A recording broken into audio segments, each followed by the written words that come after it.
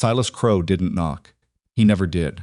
The door to Elara Voss's ranch house swung open so hard it cracked against the inside wall, and 3 of his men filed in behind him like they owned the floorboards beneath her feet. Elara was at the table, her father's deed spread flat under her hands, a cold cup of coffee sitting untouched beside her elbow. She didn't stand, she didn't flinch, but her jaw tightened in a way that would have told anyone paying attention that she was working very hard to stay still. Silas Crow looked around the room, the way a man looks at something he's already decided belongs to him. He picked up the coffee cup, studied it, and set it back down without a word. Then he pulled out the chair across from her, her father's chair, and sat down like he'd been invited. "You're still here," he said. "It's my house," Elara said. He smiled. It didn't reach his eyes for now. If you have ever been told that what you built, what you bled for, what you refused to give up, doesn't belong to you anymore, then you already know exactly what Elara felt in that moment. And if you've never had to face that kind of man across your own table, count yourself lucky. Because Silas Crow wasn't just a rancher with money and influence.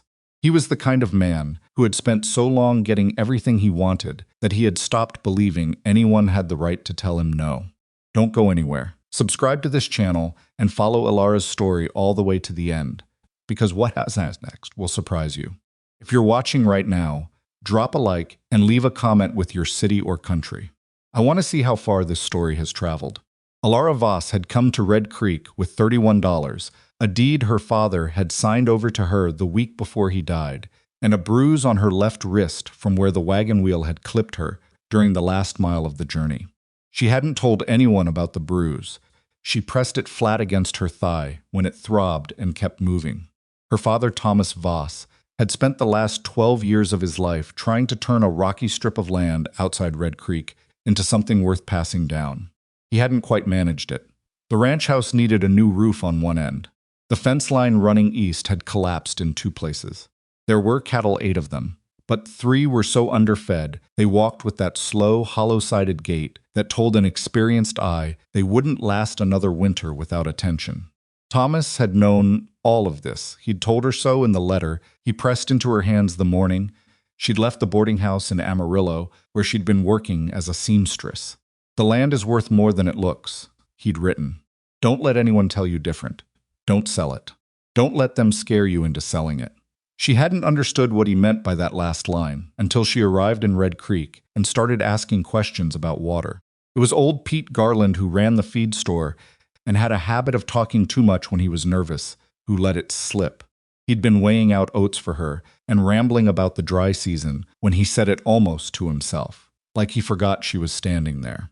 "Horse, your daddy's spring is the only thing keeping 3 ranches alive on this side of the creek. Always wondered how long before Crow figured out a way to get his hands on it." Elara had gone very still. "What spring?" she asked. Pete Garland looked up and went red in the face. He didn't say anything else after that, but Elara had heard enough. She went back to the ranch that afternoon and walked every inch of the property line she could cover before dark.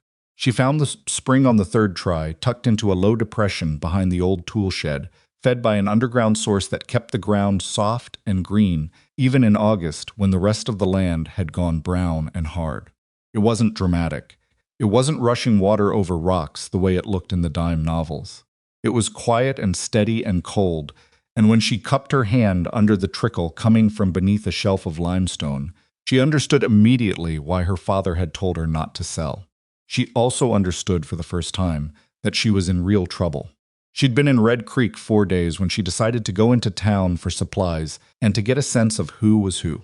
She'd heard Silas Crow's name from Pete Garland, from the woman at the laundry, from a cowboy she passed on the road who'd looked at her with something like pity when she'd told him where she was headed. Everyone knew him.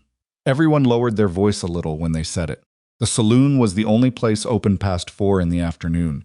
That wasn't a gambling house, so she went there. She found a corner table near the back where she could sit without putting her back to the door, ordered water because she didn't have money to spare on anything else, and spread out her father's property map to study it. She was not prepared for what happened next.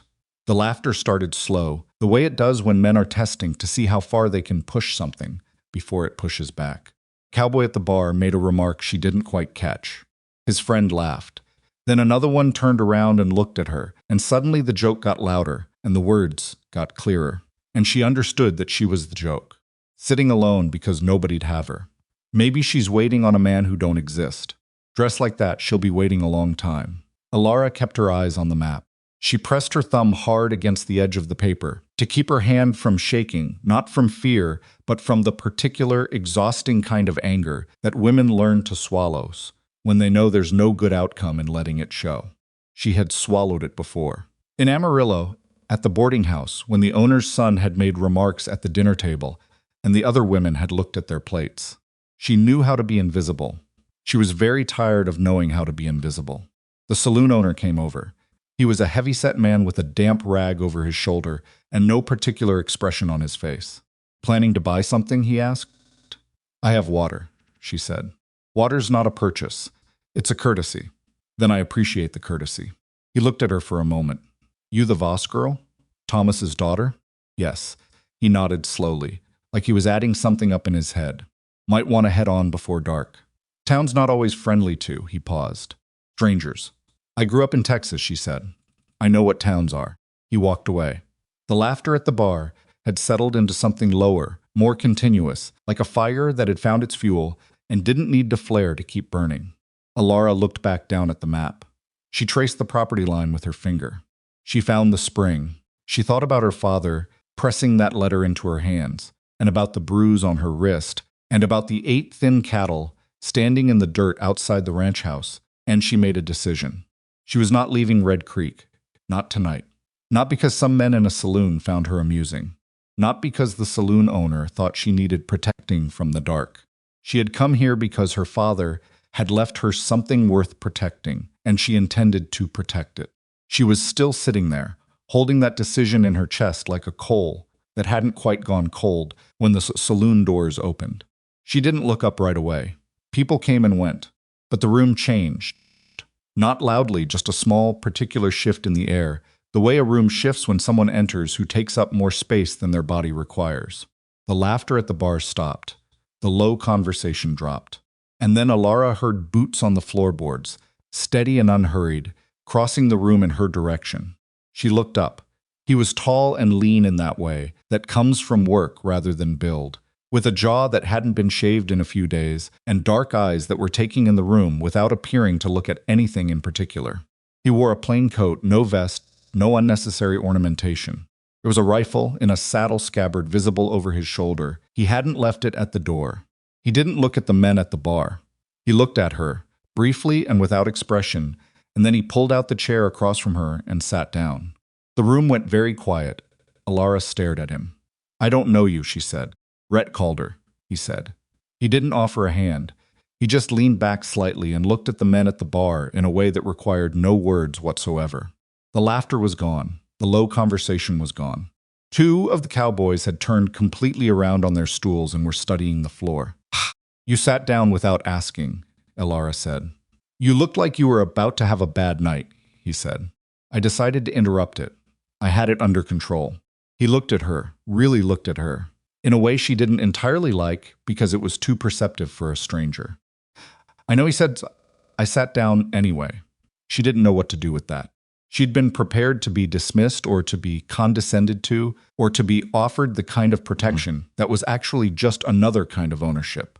She hadn't been prepared for someone who sat down beside her, said nothing to defend or rescue her, and simply made himself present in a way that rearranged the whole geometry of the room. "Why?" she asked. He was quiet for a moment. Then he said, "I don't like bullies." It was a simple answer. She was suspicious of simple answers from men she didn't know. But there was nothing performative in the way he said it, no chest puffing, no angling for gratitude. He said it like it was a fact about himself, the way someone says, "I don't like cold weather," or "I can't eat eggs." "You're Rhett Calder," she said slowly. "I've heard your name. Probably heard worse things about me than you heard about the weather," he said, without any particular bitterness. "Pete Garland mentioned you." Something shifted in his expression. "What did Pete say?" "That you'd survived 3 gunfights, and that you once drove a herd through a blizzard that killed 2 other men's horses." "Pete talks too much," Rhett said. "He said you were the most stubborn man in the territory. That one's probably fair." Elara looked at him for a long moment. She had a habit of reading faces. She'd developed it as a survival skill at the boarding house, where you learned quickly which men meant what they said and which ones didn't. Rhett Calder's face was harder to read than most, but she didn't see contempt in it, and she didn't see calculation, and those were the two things she was most accustomed to seeing in Red Creek. "I'm Elara Voss," she said. "Thomas Voss was my father." He nodded once. There it was again, that small addition to whatever he was working out in his head. "I knew your father," he said, "not well, but I knew him." "Did you?" He was honest, hard-headed, kept to himself. He paused. "He came to me last spring, asked if I knew anyone who could survey his waterline. Said he was worried someone was planning to dispute it." The air in Elara's chest tightened. "What did you tell him?" "I told him to put everything in writing. Get it notarized if he could. Keep copies somewhere safe." And he thanked me and left. I never saw him again. Elara looked down at the map on the table. Her father had known then. He'd known it was coming. That's why the letter had been so specific. Don't let them scare you into selling it. He had been preparing her for something he hadn't known how to stop himself. "Silas Crow has been sending men to the property," she said. It wasn't a question. It was something she'd been putting together piece by piece since she arrived, and saying it out loud felt like setting down something heavy. Rhett didn't answer immediately. That told her more than a quick answer would have. "He sent 2 men to talk to me 3 days after I got here," she continued.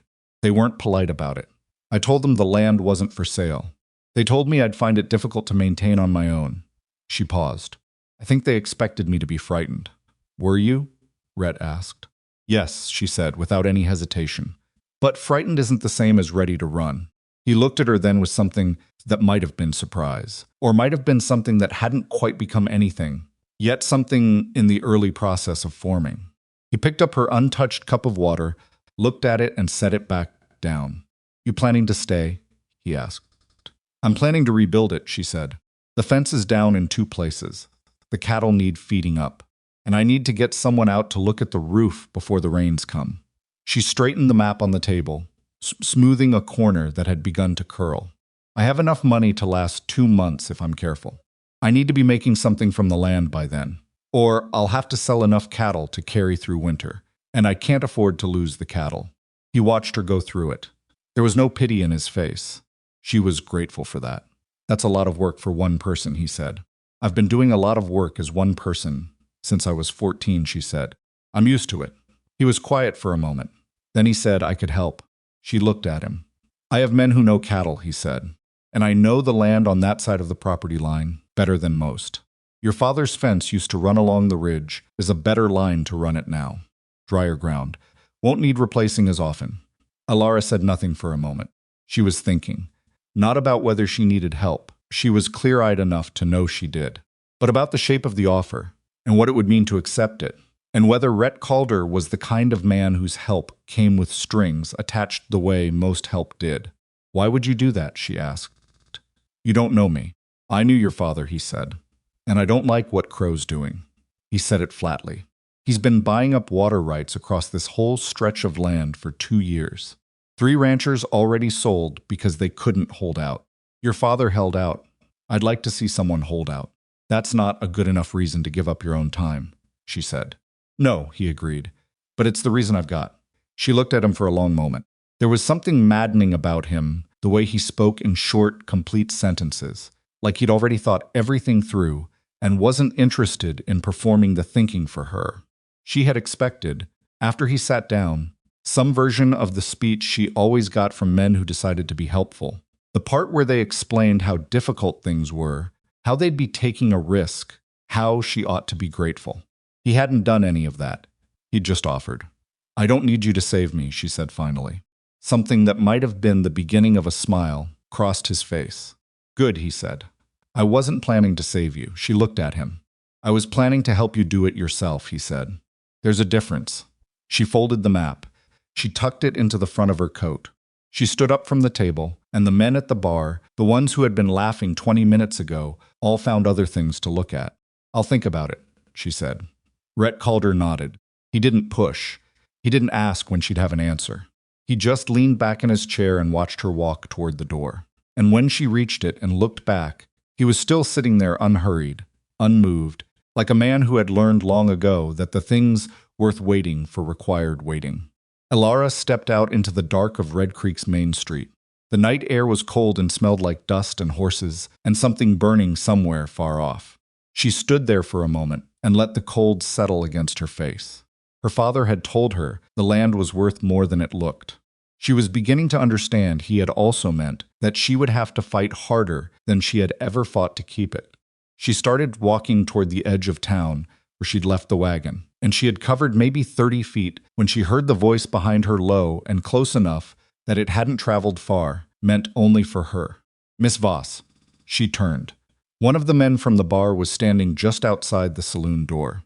He was heavy-set, with a hat pulled low and a look on his face that wasn't threatening exactly, but wasn't friendly either.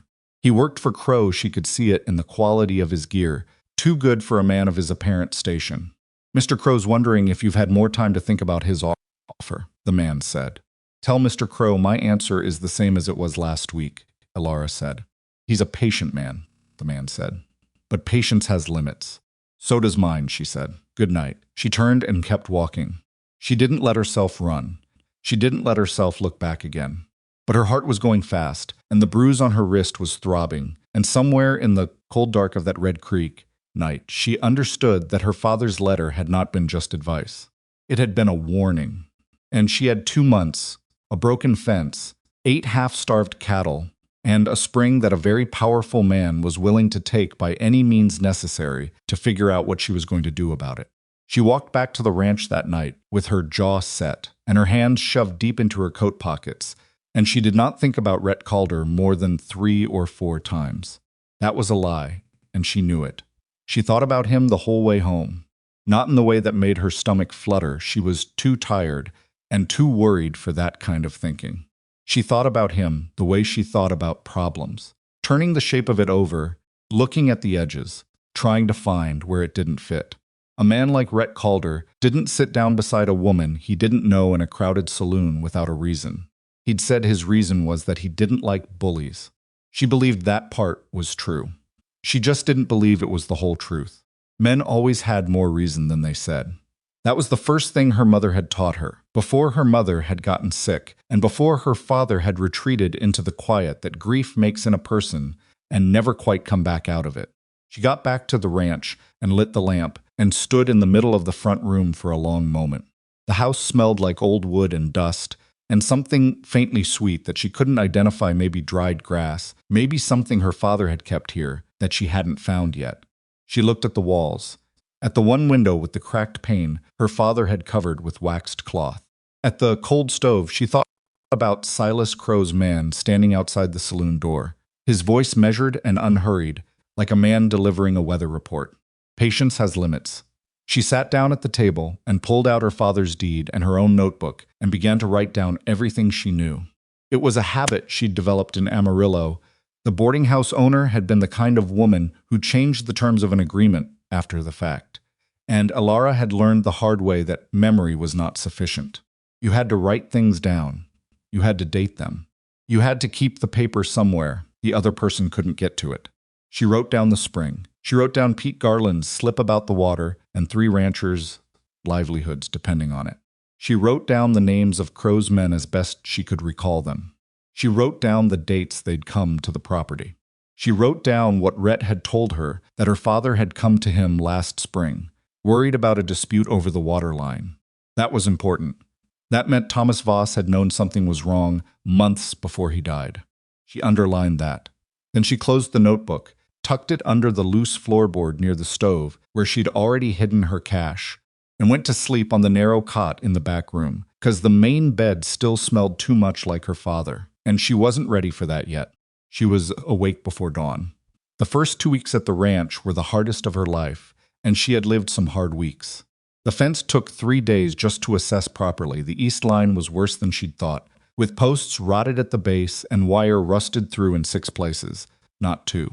She couldn't afford new posts, so she pulled the least rotted ones from the section that ran behind the toolshed where it didn't matter much, and used those to shore up the critical stretch by the road. It was ugly work.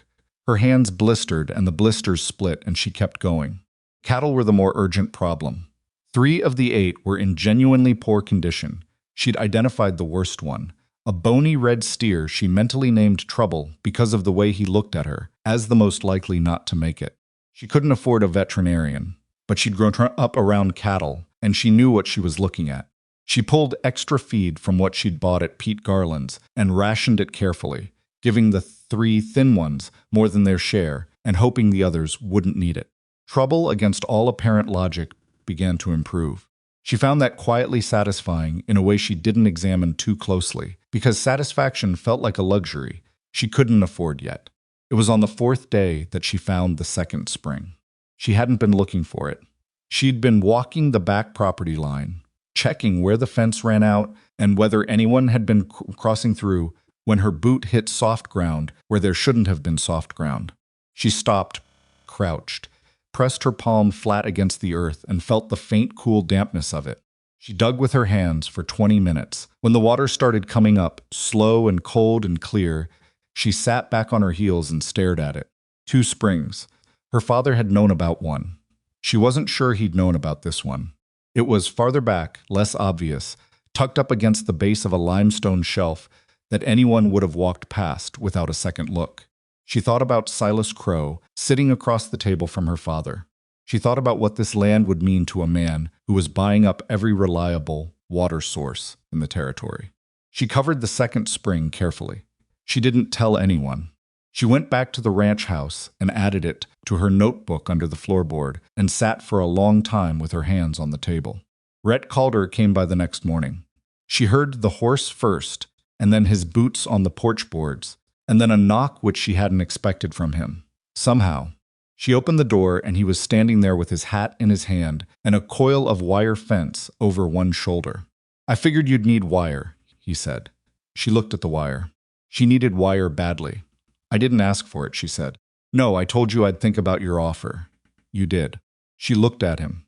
He was standing there completely relaxed, hat in his hands, like he had nowhere better to be and no particular investment in her response. "You can leave the wire on the porch," she said. "I'll pay you back for it when I can." Something passed across his face that wasn't quite amusement, and wasn't quite amusement, and wasn't quite frustration, something in between that she suspected he'd gotten a lot of practice controlling. "I don't want to be paid back for it," he said. "Then I don't want it," she said. They looked at each other for a moment. "All right," he said. "How about you let me put it to use, and we call it even?" "Even for what?" "For the fence wire your father lent me 3 years ago that I never returned." She stared at him. "You're making that up." "I am," he admitted, without any embarrassment. "But you were about to accept it." She had been. She stepped back from the door. It wasn't an invitation exactly, but it wasn't a refusal either, and he seemed to understand the difference because he came in without making anything of it. She put coffee on. He sat at the table without being asked, and looked at the property map she'd left spread out, and he didn't touch it, which she appreciated. "How much of the fence have you gotten through?" he asked. "East line's shored up. The north is worse than I expected." "The north always is. Ground runs soft up there from the spring drainage." She stilled for just a moment. "Spring drainage," she repeated carefully. "Your father's underground spring runs north-northeast. I always thought he should have redirected it toward the far pasture, but Thomas liked things where they were." He glanced up at her. "You found it?" "Yes," she said, "just that." He didn't push. She poured the coffee. She had 2 cups, no more, mismatched from what her father had left in the cupboard, and set one in front of him and kept one for herself and sat down across from him. "How many ranchers is Crow supplying water to right now?" she asked. Rhett wrapped his hands around the cup. His hands were like her father's hands, scarred across the knuckles, thick at the base, the hands of someone who had never managed to stop doing physical work, even when they could have afforded to. "Officially none," he said. "He doesn't sell water. He sells grazing rights, and access to water comes with the grazing rights. And if you fall behind on your grazing payments, you lose the access. And if you lose the access, your cattle die or you sell off early at a loss. Either way, you're short on cash for the next season. And if you're short on cash, you can't make the grazing payments." He looked at her. "It's a clean system, if you're the one running it. How many ranchers has he done this to?" 3 that I know of who sold outright.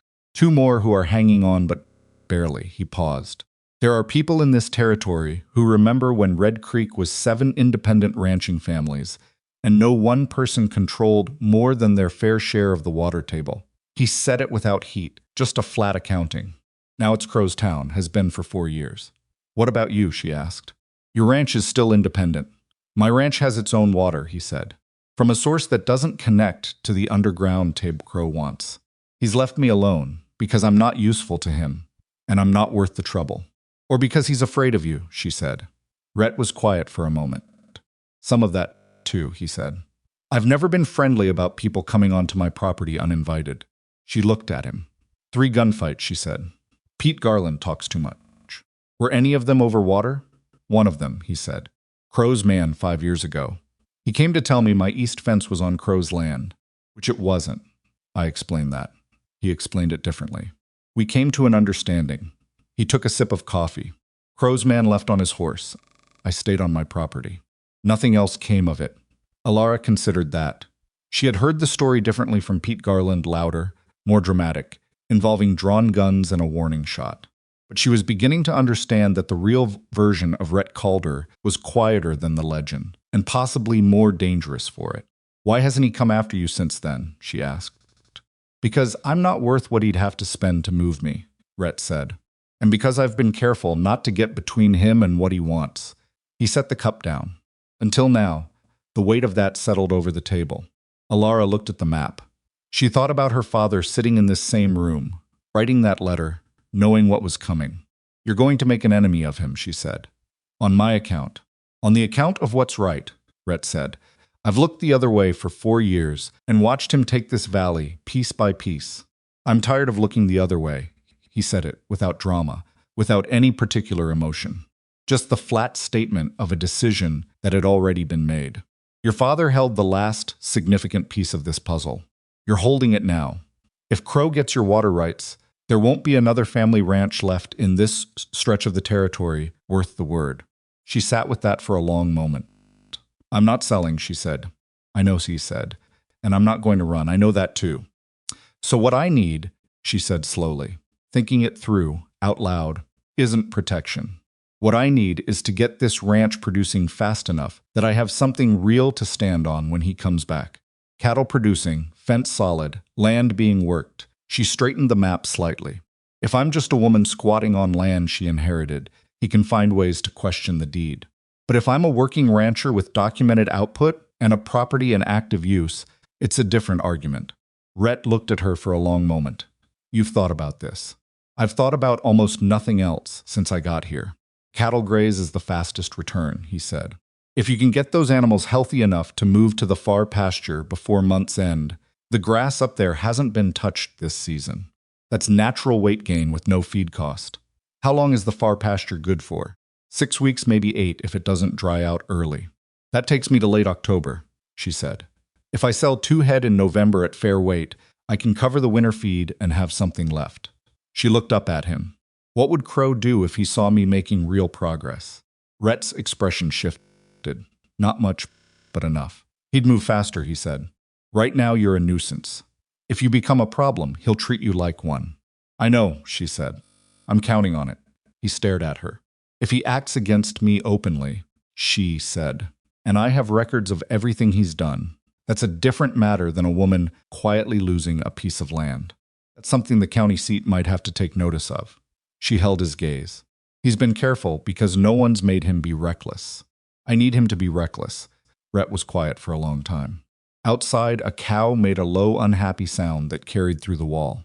The lamp between them flickered in a draft from somewhere under the floorboards. That's dangerous, he said finally. Yes, she said. He won't just send men to talk. I know. He looked at her that same level, assessing look she'd noticed in the saloon, the kind of look that didn't flinch away from what it found. You need to be ready for what that looks like, he said. I've been ready since the night I got here, she said. I just didn't know what I was ready for yet. He didn't argue. She hadn't expected him to. She was beginning to understand that Rhett Calder's particular gift was that he didn't argue with things that were true. He came back the next day with 2 of his hands, a young man named Cord, who didn't say much but worked with quiet efficiency, and an older Mexican cowboy named Dario, who called everybody friend and had a laugh that seemed too large for the outdoors. They didn't make a fuss about being there. They just showed up, looked at what needed doing, and started doing it. Elara worked alongside them. She didn't stand back and supervise. She hauled wire and drove posts and came back into the house at the end of the first day. So tired, she sat down on the floor because she didn't make it to the chair. Dario brought her coffee from the pot she'd left on the stove and set it beside her on the floor without comment. And she decided she liked him. The fence went up over 4 days. Clean and solid, better than anything her father had managed on his own. She walked the line when they were done and felt something loosen in her chest that she hadn't realized she'd been holding. She went back to town that week for supplies, and she noticed the difference immediately. It wasn't dramatic. Nobody made a speech. But the men at the feed store didn't look through her the way they had the first time. Pete Garland was almost deferential, which was its own kind of strange.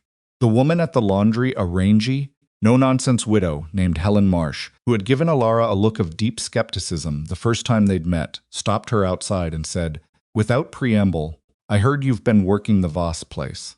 "It's my place," Elara said. "Yes," Helen Marsh looked her over. "My husband's land ran along your father's north line," she said. Before Crow got to it, she paused. "If you ever need an extra pair of hands for anything that doesn't require muscle, come find me." She walked off before Elara could respond. Elara stood on the boardwalk, watched her go, and thought about the shape of what was happening. It was slow. It was fragile. But there was something gathering, some shift in the attitude of the town, some slow reevaluation happening in the minds of people who had long since decided that Silas Crow was an unstoppable fact of life. She didn't let herself count on it. Counting on things before they were solid was how you got knocked down. She got her supplies and drove the wagon back toward the ranch, and was halfway there when she passed Crow's men on the road. 2 of them, riding at a pace that suggested they weren't coming from anywhere in particular, and weren't going anywhere either. Just riding. Just being visible on the road that ran past her property line. She didn't slow down. She kept the wagon moving at exactly the same pace, and she looked at them when she passed, and she didn't look away first. The taller one held her gaze for a moment, and then looked off toward the hills. She noted that in her head, added it to the notebook when she got home. Rhett came by the following morning, and she told him about the men on the road. "How many times this week?" he asked. "That was the first time I've seen them. But there's been one riding past the east fence line 2 mornings in a row." "I've seen the dust." His jaw tightened slightly. She had learned to watch for that it was one of the few visible signs that something was moving beneath his calm surface. "He's counting," Rhett said. "Seeing how much progress you're making. Deciding when to act. When do you think he will?" "When he thinks he can do it without obvious cause," Rhett said. "Crow's careful about appearances. He doesn't want to look like what he is." He paused. "He'll try something indirect first. Question the deed. Or manufacture a dispute about the property line. Or find a debt your father had and claim it against the land." "My father didn't have any debts I couldn't account for," she said. "I went through everything before I left Amarillo." "Crow has a lawyer in Abilene," Rhett said, "a man named Fitch. He's manufactured documentation before." Elara was quiet for a moment. That was a different kind of threat than men on horseback. That was the kind of threat that moved in courtrooms, where her word and her father's careful deed could be made to seem less certain than they were. "Do you have a lawyer?" she asked. "I know one," he said. "In Red Creek, woman named Alderman. Sharp. Crow's tried to buy her out twice. She told him no both times." "A woman lawyer?" Elara said, a little surprised. "Is that a problem?" he asked with something very close to amusement. "No," she said. "I just know. I want to meet her."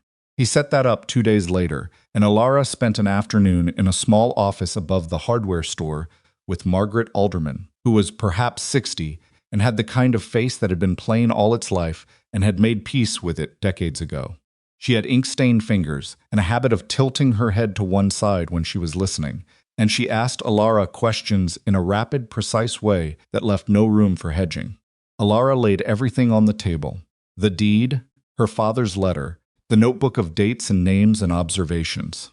Margaret went through it all slowly, without speaking, making small marks in the margin of her own notepad. "Your father registered this deed in '69, Margaret said finally. "Yes, Crow's been here since '68.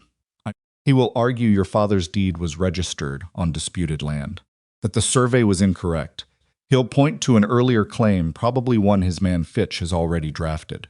She tapped her pen against the desk. The question is whether the county recorder has the original survey on file. How do I find that out? I find that out, Margaret said. You go home and keep building your ranch and keep your notebook current. Document everything. Every man who rides past. Every conversation with Crow's people. Dates, times, descriptions. If he moves against you, I need a paper trail that goes back far enough to show it was coordinated. Elara nodded. She trusted this woman in the way she trusted Helen Marsh, not easily or without reservation, but with the particular trust you develop for people who aren't pretending to be anything other than what they are. She was almost to the door when Margaret said, Miss Voss. She turned. Your father came to see me, Margaret said. Last February. He wanted to ask about his options if someone challenged the deed. She paused. I told him to document everything and to get his affairs in order. I didn't know he had so little time left. The room was quiet. Elara held the door frame. Did he seem frightened, she asked. Margaret considered. He seemed tired, she said, and stubborn. She paused again. He asked me if there was any way to make sure the land passed directly to you, without going through any kind of estate proceeding that Crow's people might find a way to interfere with. And I helped him arrange it, she said. The deed transfer to you is clean. There is no ambiguity in it. I made sure of that. She met Elara's eyes. Your father knew what was coming. He just didn't know if you'd be willing to fight it. Elara's throat tightened in a way she didn't let go anywhere visible. He could have told me more, she said. Her voice came out even. He could have, Margaret agreed. She didn't soften it or explain it away. That, too, Elara appreciated. She went back to the ranch and sat on the porch steps in the cooling afternoon and thought about her father. She thought about him going to Rhett Calder about the waterline survey, going to Margaret Alderman about the deed, setting things in order quietly and without telling her, because he hadn't wanted to frighten her or hadn't known how to ask her to come back or had thought there was more time. She pressed the heel of her hand against her breastbone for a moment, hard, and then she stood up and went inside. She had cattle to feed. The weeks that followed had a rhythm to them, hard and early and physical, in the way that working land always is, with small setbacks folded into small gains and no clear measure of progress until suddenly, one morning, she looked out at the pasture and the 8 cattle had become something different. They stood differently. Their sides had filled out. Trouble, the red steer she'd half expected to lose, was the most transformed of all. He moved with a kind of bristling stubbornness that she found she liked more than she should. Rhett came by most days, not always with his men, sometimes alone. They developed a habit of talking through what needed doing while she cooked in the evenings, not intimately, not in a way that could have been misread, just practically. He would tell her what he'd observed on his property that abutted hers. She would tell him what she'd seen on the road. They compared notes like two people making a map of something dangerous. He never touched her. He never made anything of the fact that it was just the two of them in the house in the evenings. She noticed that too and filed it away. She noticed a great deal about Rhett Calder that she didn't examine directly. The way he talked to Dario and Cord, not with the brusque authority she'd expected, but with a directness that treated them like men whose opinions mattered.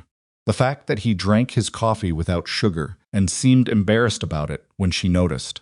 The way he'd sometimes go still and look at the property line with an expression she couldn't quite name, something private and almost melancholy, like someone looking at a thing they want very much and aren't certain they should want. She didn't examine any of it directly. She had a ranch to rebuild. The trouble came on a Tuesday, the way trouble usually does, not on a day with any particular drama to announce it, not on a dark night or in a storm. Just a Tuesday in late September, bright and cold. She was out by the east fence when she heard the wagon on the road. She looked up and recognized Silas Crow before she could see his face.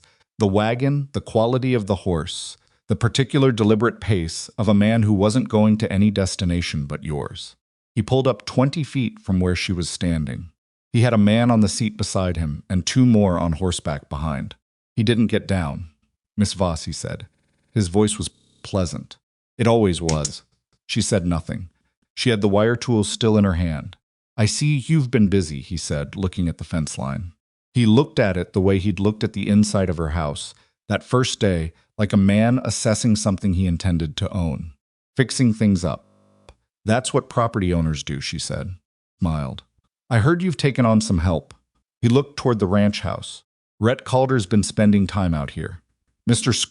Calder's been neighborly, she said. The way neighbors are. Rhett's not the neighboring type, Crow said. He's the type who gets involved in things that interest him. He paused. I'm curious what his interest here is. Ask him, Elara said. Crow looked at her for a long moment. He was not an ugly man. That was one of the disorienting things about him. He had a rancher's face, weathered and broad, with pale eyes that would have looked honest in a different man's head. Miss Voss, he said, and his voice had shifted into something that sounded almost kind. I want you to understand that I don't have any quarrel with you personally. You came here to claim what your father left you. I respect that. But this land is going to create problems for you. The water table under it has been disputed since before your father bought it. There are survey questions that a court is going to have to resolve eventually. I have a lawyer, Elara said. Something flickered in his eyes. Gone in an instant. So I've heard, he said. Margaret Alderman's a capable woman. A little old-fashioned in her views. He straightened the reins in his hands. I want to make you a fair offer, Miss Voss. More than fair. Enough to start over somewhere without the legal complications. She looked at him steadily.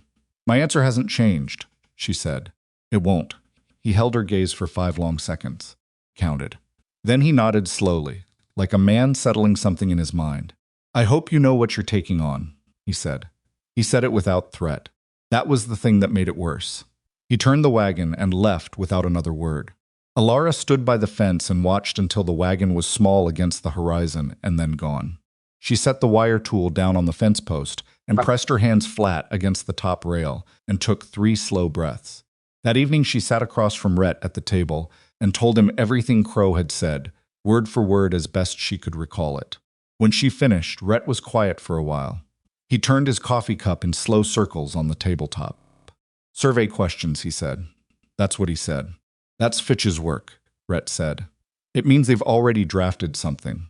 They're going to file a challenge to the deed, probably before the end of October, and they're going to do it through a court in Abilene, where Crow has relationships with people who owe him favors.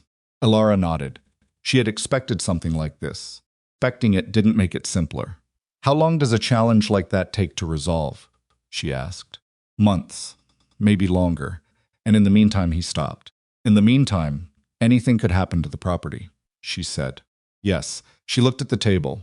She looked at the map she'd folded and unfolded. So many times the creases had gone soft. I need more than a notebook, she said slowly. I need something that makes a court challenge harder. Something that establishes the land as actively functioning taxes current, cattle registered, water documented. She looked up at him. Is there a way to get the spring officially recorded? With the county surveyor, he said. It's a public record once it's done. How quickly can it be done? He thought about it. If I know the surveyor and I do 2 weeks, maybe less. Do it, she said. Both springs, she paused. Don't tell anyone there's a second one. Not yet. He looked at her. I want Crow thinking he knows what this land is worth, she said. I don't want him to know how much more it's worth than he thinks. Rhett was quiet for a moment. Then, for the first time since she had known him, he let the almost smile become something closer to an actual smile. It changed his face in a way she wasn't prepared for, made him look briefly like the younger version of himself, before whatever hardness had settled into him had settled in. Your father would have liked you, he said. She looked away before he could see her face do something she didn't intend. Set up the survey, she said. And tell Cord and Dario, I'll need them for the far pasture move next week. He stood to leave. He got to the door and stopped. He didn't turn around. Elara, he said. He'd never used her first name before. Yes, she said. When he moves, and he will move, probably harder than today, I need you to promise me you won't try to handle it completely alone. Thought about it. She was quiet long enough that he turned around to see if she was still there. I'm not promising that, she said. But I'll tell you when it's more than I can handle. He looked at her. That's the best I've got, she said. He held her gaze for a moment, then nodded once and stepped out into the night. She heard his horse moving away from the house, slow at first and then faster, until the sound of it blended into the dark. She sat there at the table for a long time after that, with the lamp burning low and the notebook open in front of her and the weight of what was coming settling around her, like weather she couldn't outrun. She picked up her pen. She began to write. County surveyor came out on a Wednesday, a thin, precise man named Aldous Fry, who wore spectacles on a cord around his neck and spoke in complete sentences that never quite went where you expected them to. He spent 4 hours on the property, walking lines with his equipment and making marks in a leather-bound ledger, and he didn't say much while he worked except to ask Elara to confirm boundary markers when he found them. She walked with him the whole time. She showed him the first spring without being asked. She did not show him the second. When he was done, he stood at the edge of the limestone shelf near the tool shed and wrote the last of his measurements and closed the ledger and looked up at her over his spectacles. Clean property, he said. Survey's consistent with the registered deed. I'll have the formal documentation filed with the county by end of week. Both springs? She said. He looked at her. She'd shown him the second one at the very end, matter-of-factly, like it was something she'd almost forgotten to mention. She watched him recalculate something in his head. Both springs, he confirmed. He wrote something else in the ledger. Miss Voss, the underground source feeding these 2 points is significant. I want you to understand what that means. Tell me, she said. It means this property sits directly over the primary aquifer for this section of the valley. The spring on Mr. Crow's western boundary, the one he's been using to supply 3 neighboring grazing operations that source connects to yours underground. Your land isn't just near the water. He paused. Your land is the water. The wind moved through the dry grass around them. A long way off, one of the cattle made a sound. Put that in the documentation, Elara said. I intend to, Aldous Fry said. He tucked his ledger under his arm. I've been surveying this valley for 11 years. Your father asked me to survey this parcel twice once, when he bought it, once 3 years ago. The second time he asked me not to file the full findings. She went still. Why? He didn't say. He just took the report and paid me and left. Fry's expression was careful. I have the original in my office. I've kept it because a survey is a legal document, and I don't destroy legal documents. If you want it, yes, she said. I want it. He nodded once. He walked to his wagon, loaded his equipment, and drove back toward town at the same unhurried pace he'd arrived with. And Elara stood where he'd left her for a long time. Her father had known the full extent of what lay beneath this land. He had known, and he had kept it from the record, probably because putting it in the record would have made him a target sooner than he was ready for. He'd been buying time. And then he'd run out of it, and he'd left the whole accumulated weight of what he knew in a letter and a hidden deed and an unfiled survey report. She thought of him sitting across from Silas Crow's men. She thought of him going to Rhett Calder, going to Margaret Alderman, setting things carefully in order. She was not angry at him. She wanted to be, a little for not telling her, for carrying it alone, until there was no time left to carry it together. But she understood it, too. She understood it the way you understand the choices of people you love when you're old enough to know how fear and pride can tangle up in a person until they can't tell which is which anymore. She went inside and took out her notebook. Rhett came by that evening, and she told him everything Fry had said. She watched his face while she talked. He didn't look surprised. Not about the aquifer. He'd known she could see that he'd known, or suspected it, in the way he didn't react when she said it. What he hadn't known was the unfiled survey. Your father was smarter than people gave him credit for, he said. He was scared, she said. And smart. Both. Most smart people are scared, Rhett said. The dumb ones are the fearless ones. She almost smiled. She didn't. When Crow finds out I've had the survey filed both springs, the aquifer data, he's going to move fast, she said. Yes. How fast? Rhett's jaw worked once. He already filed the deed challenge with the Abilene court. Margaret got notice this morning. The room went quiet, except for the sound of the fire settling. She sent word to you, Elara said. It wasn't a question. She wrote out herself, Rhett said. She didn't want to put it in writing. Elara set her coffee down. She pressed her hands flat on the tabletop. What does the challenge say? That the original survey was conducted on disputed land. There's an earlier claim from 67 predating your father's purchase. Fitch drafted it. It's clean work. The kind that takes time to unravel even when it's false. He paused. Margaret says the Abilene judge is Harlan Voss, no relation to you. He's handled 2 other cases involving Crow's land acquisitions in the last 3 years. Both went Crow's way. She thought about that for a moment. Can Margaret get a change of venue? She can try. It'll slow things down, but it won't stop the challenge. How long before a ruling? If we can't get the venue changed, and if Fitch moves quickly, 3 months, maybe less. She looked at the map.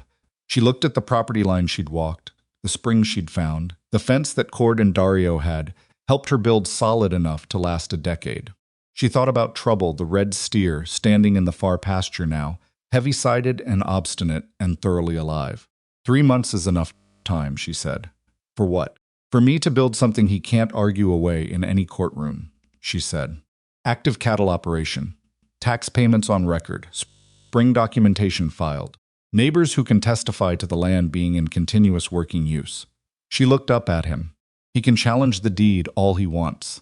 If I have a functioning ranch with documented output and legal water rights, a judge, even a friendly judge, has to account for that. Rhett was quiet.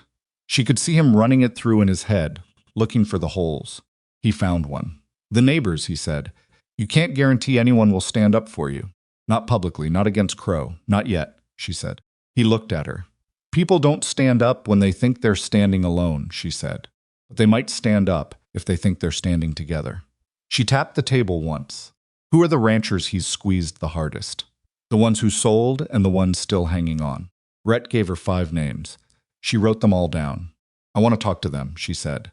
Elara, not to ask them to fight, she said. Just to talk. To let them know what I know about the aquifer. To let them understand that if Crow gets this land, he controls every drop of water in this valley, and whatever he's charging them for grazing rights now will look cheap compared to what comes next. She set the pen down. People act when they understand what they're losing. Right now they think they're losing a little. I want them to understand they're about to lose everything. Rhett looked at her for a long time. You're going to make him angry, he said. Angry enough to stop being careful. That's the idea, she said. An angry man makes mistakes, and I need him to make one in front of witnesses. He stood up from the table and crossed to the window and looked out at the dark. She watched his shoulders. He had a habit of standing like that when he was working through something he didn't want to say. I'll go with you, he said finally. When you talk to them. I know you will, she said. He turned and looked at her a little caught, like he'd expected an argument. She looked back at him steadily. I told you, she said. I'll tell you when it's more than I can handle. He held her gaze for a moment and then looked away, and she thought she saw something shift across his face that he didn't intend for her to see. She let him have the privacy of it. The visits took the better part of a week. Rhett drove her to each property, and she did most of the talking, and what she found surprised her, not the fear, which she'd expected, but the anger underneath it. These were people who had made their peace with losing, who had folded that loss down somewhere deep and learned to live around it, and what she said to them disturbed something that had been carefully settled. She could see it in their faces. An old rancher named Del Hurst, who had sold his east pasture to Crow 2 years ago, sat across from her at his kitchen table and didn't say anything for almost a full minute after she finished talking. Then he said, if we'd known about the aquifer, he stopped. You know now, she said. He looked at his hands. My wife's buried on that east pasture, he said. I sold around the grave. Crow's men planted a fence post 6 feet from her headstone. The room was very still. I'm sorry, Elara said. She meant it plainly and without decoration. Del Hurst looked at her. He was a man in his 60s with a face that had been shaped by decades of weather and work and one particular grief that had never gone away. You're going to fight him, he said. Yes, she said. And you think you can win? She thought about lying. She decided not to. I think I have a better chance than anyone's had so far, she said. I can't promise more than that. He was quiet again. He looked at Rhett, who had said almost nothing the entire visit, and sat now, with his hat on his knee, looking at the floor. Something passed between the two men, some acknowledgement too old and quiet to put words to. Still got 2 of Crow's water agreements, Del Hurst said slowly. He made me sign them when I sold the pasture. I always thought they were just to rub it in. He pushed back from the table and went to a cabinet near the window and came back with a tin box. He opened it on the table. Inside were papers, folded and refolded, going soft at the creases. His lawyer drafted them, he said. Fitch, I kept copies because something felt wrong about them, but I didn't know what to do with wrong. Elara reached for the papers. She read the first one. Then the second. She looked up. Rhett, she said. He leaned forward, and she passed him the second paper and watched his face as he read it. This isn't a water agreement, he said. No, she said. It's a waiver. Delhurst looked between them. What does that mean? It means he had you sign away the right to contest any future water rights decisions on your remaining property, Elara said. Her voice was even, but her pulse was not, which means if he gets my springs and controls the aquifer, you have no legal standing to challenge what he charges you for access. She looked at Delhurst directly. He didn't just buy your pasture. He used the sale to strip your legal protection for everything else you still own. Delhurst sat back in his chair like something had gone out of him. Can that hold up? Rhett asked her quietly. Margaret will know better than me, she said. But a waiver signed under those conditions, when the person didn't understand what they were signing. That's the kind of thing a court can set aside. She looked at Delhurst. May I take these to my lawyer? He pushed the box toward her. Take all of it, he said. His voice had changed, gone flatter, and harder in a way that told her the thing that had been carefully settled inside him was no longer settled at all. I've got 3 more agreements in there. Different properties. Crow asked me to witness 2 of them when the other ranchers signed. She was very still. You witnessed them? He said it was standard. I didn't read what I was witnessing. She took the box. She and Rhett drove back toward town in the last of the daylight, and neither of them spoke for the first mile. The road ran straight through dry grass that was going gold with the season, and the sky ahead was the particular bruised color it got in the hour before full dark. 5 of those waivers, Rhett said finally. 5 that we know of, she said. If Fitch drafted them all the same way, they'll all have the same flaw, she said. And a lawyer who knows what to look for will find it. She looked out at the road. He built a system. He was meticulous about it. But meticulous people leave patterns, and patterns can be traced. She went to Margaret Alderman the next morning and put the tin box on her desk. She watched Margaret read. She had learned to read Margaret's silences by now. Which ones meant she was working, and which ones meant she was surprised. This one was both. Where did you get these? Margaret asked. Delhurst. He said there are at least 4 other ranchers who signed similar documents. Margaret set the papers down and took off her reading glasses and rubbed the bridge of her nose. This is a RICO problem, she said, almost to herself. Then, looking up, that means a pattern of coordinated fraud. This isn't just a deed dispute anymore, Miss Voss. This is a systematic effort to strip water rights and legal standing from the ranching community of this entire valley. Yes, Elara said. That's what I thought. If I can get depositions from the other ranchers, from the ones who signed under false representation, I can file a counter-complaint that makes Crow's deed challenge look like what it is, one piece of a larger scheme. She picked up her pen. I need time. I'll get you the ranchers, Elara said. How much time? 6 weeks, Margaret said. Maybe 8. It was a long time. A great many things could happen in 6 to 8 weeks. Elara went back to the ranch and tried to keep her mind on the work that still needed doing. The far pasture was performing well. The cattle were gaining weight at a rate that made her feel, for brief moments, like the math might actually work in her favor. She'd gotten the roof patched on the east end, not elegantly but soundly, with help from Helen Marsh's nephew, who turned out to be good with his hands and asked for nothing except lunch, and the chance to talk to Dario, whose stories he found inexhaustible. The days shortened. The mornings got cold enough to see your breath. She found a rhythm in the work that she recognized as the same rhythm she'd found in the worst days at the boarding house, that particular focus that comes when you can't afford to think beyond what's immediately in front of you, because everything beyond it is too large and too uncertain. She was out at the east fence one October morning, checking the wire cord had strung the week before, when she smelled the smoke. She looked up. The sky to the south was wrong. Not the thin line of a cook fire. Something broader, something orange at the base, where orange shouldn't have been. She ran. By the time she got to the south side of the property, she could hear it, that low, continuous roar that fire makes, when it has found enough fuel and enough air to become something with its own logic. The barn, the old timber structure her father had built 20 years ago that she had been slowly reinforcing, was fully involved. Fire moved up the walls and across the roof with a speed that made her feel, for one stupid second, like she could still do something about it. She couldn't.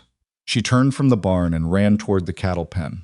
The animals were already panicking. She could hear them before she reached the pen, the sound of hooves against ground and the high, distressed calls that cattle make when something has broken through their baseline dullness and frightened them into something primal. She got the gate open, and the cattle poured through all of them, 8 head moving together in the direction of open ground, away from the fire and the heat. Counted them as they went. 7. She counted again. 7. She went back through the gate. Trouble was at the back of the pen, pressed into the corner farthest from the fire, making a sound she had not heard a cow make before, low and rhythmic and wrong, like something was broken in him. She got to him and grabbed his halter and pulled, and he wouldn't move. She pulled harder. She talked to him, which was probably not something a sensible person did in a burning situation, but she did it anyway, low and direct. And on the 3rd attempt, he lurched forward, and then he was moving, and she ran with him out through the gate and away from the burning barn. She got him to the others. She closed the field gate. She stood with her hands on her knees and breathed. The barn was gone. She looked at it, the structure her father had built, the one she'd been patching and reinforcing, collapsing now in on itself, with a sound like something enormous exhaling for the last time. She thought of the tools inside, the extra feed she'd stored for winter, the harness equipment. Gone. She heard hooves behind her and turned. Rhett was coming at a hard gallop, with Cord and Dario behind him. He pulled up short of the field fence and was off the horse before it had fully stopped, which told her he'd been moving fast for longer than just the last stretch. He looked at the barn. He looked at her. "Are you hurt?" "No," she said. He came through the gate and stopped 2 feet from her and looked her over anyway, the way a person does when they don't entirely believe the answer they've been given.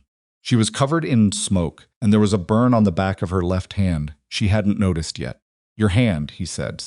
She looked at it. It was red and blistering in a strip across the knuckle. She must have caught the barn door metal on the way to the pen. It hurt, now that she was looking at it. It hadn't hurt before. "It's fine," she said. "It's not fine," he said. "Don't be stubborn about your hand." "I'm being accurate about my hand," she said. He looked at her. She looked back. He reached out and took her hand by the wrist carefully, with both of his, and turned it to look at the burn in the fading light. His hands were warm. She was aware of that in a way she didn't mean to be, in the middle of everything. "Dario," he said, not looking away from her hand. "Here," Dario said from somewhere behind her. "There's salve in my saddlebag." "Black tin." "Found it," Dario said.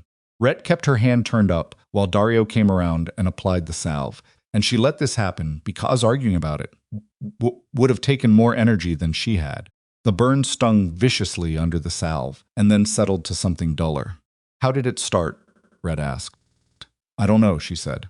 "I smelled smoke. By the time I got there, she looked at the ruin of the barn. The fire was lower now, settling in itself, but the heat still reached her from 30 feet. It was fast," she said. "Too fast for something accidental." His jaw tightened. "Where were you when you first smelled it?" "East fence. Maybe a quarter mile." "Was anyone on the road this morning?" she thought. 2 riders, south side. An hour before, maybe more. She looked at him. "Crow's men?" "I don't know," he said. "But I've got a fair idea." She pulled her hand back. She was thinking. She was trying to push through the shock of the last half hour and think clearly, which was harder than usual. "Cattle are out," she said. "All 8. I got trouble through the gate." She paused. "They'll need to be moved to the north pasture tonight. They can't stay in the open field." "Cord and I will do it," Rhett said. "You go inside. I'll help move the Elara." His voice was quiet, but it stopped her. "You got your animals out of a burning barn. You've got a burn on your hand, and you've been running. Go inside. Let us move the cattle. There's still work enough for you tomorrow." She looked at him. She wanted to argue. She recognized, however, that the argument would have been more about pride than practicality. And she'd promised herself at the beginning of all this that she wouldn't let pride make her stupid. "Fine," she said. She went inside. She sat at the table and looked at her notebook and at the 10 Voxamkint she'd gotten from Delhurst, and she thought, very deliberately, about what the burning barn meant and what to do about it. It meant Crow was done being careful. She had expected it. She had told herself she expected it. But there was a difference between expecting a thing and sitting in your father's house with smoke still in your hair, looking at the place where his barn used to stand. She opened the notebook to a fresh page, and she wrote the date and the time and everything she could remember, the 2 riders to the south, the speed of the fire, the direction it spread, the position of the wind. She wrote it all down in her careful, even hand, and then she sat back and looked at what she'd written.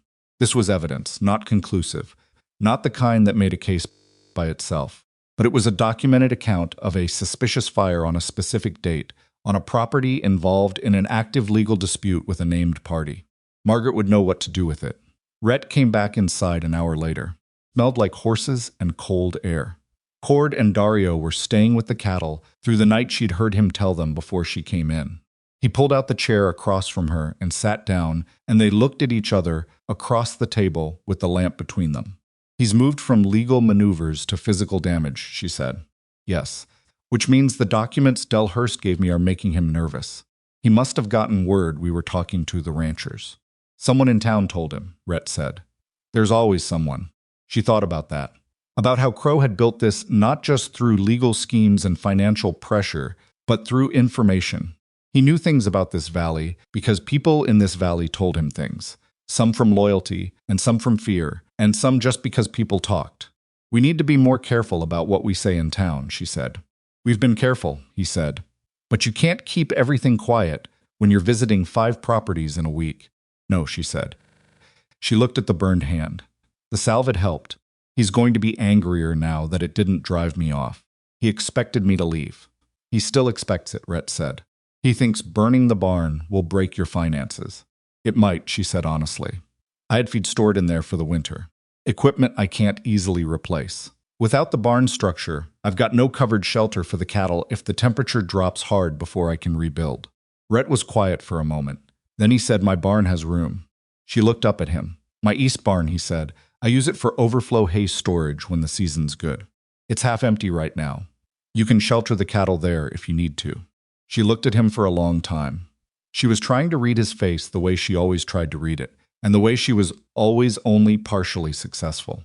He was offering something real, something that cost him space, resources, the risk of Crow's attention turning more directly toward his property. That's your fight you're picking, she said.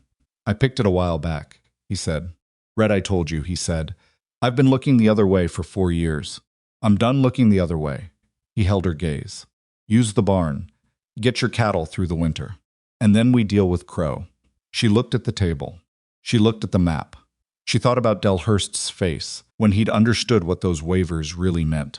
About the unfilled survey in Aldous Fry's office. About Margaret Alderman working through the night in her office above the hardware store, building a counter-complaint that Crow hadn't seen coming. All right, she said. It was the hardest word she'd said in weeks. They sat in silence for a while after that. Not uncomfortable silence, the kind that develops between people who have spent enough time working alongside each other that not every moment requires words.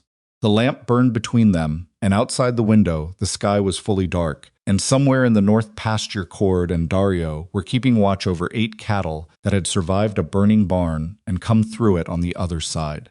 She thought about what the next weeks would need to look like. Cattle moved to Rhett's barn. Margaret filing the counter-complaint. The other ranchers she still needed to talk to. The court in Abilene and the judge named Elara Voss, who had no relation to her and every reason to rule in Crow's favor.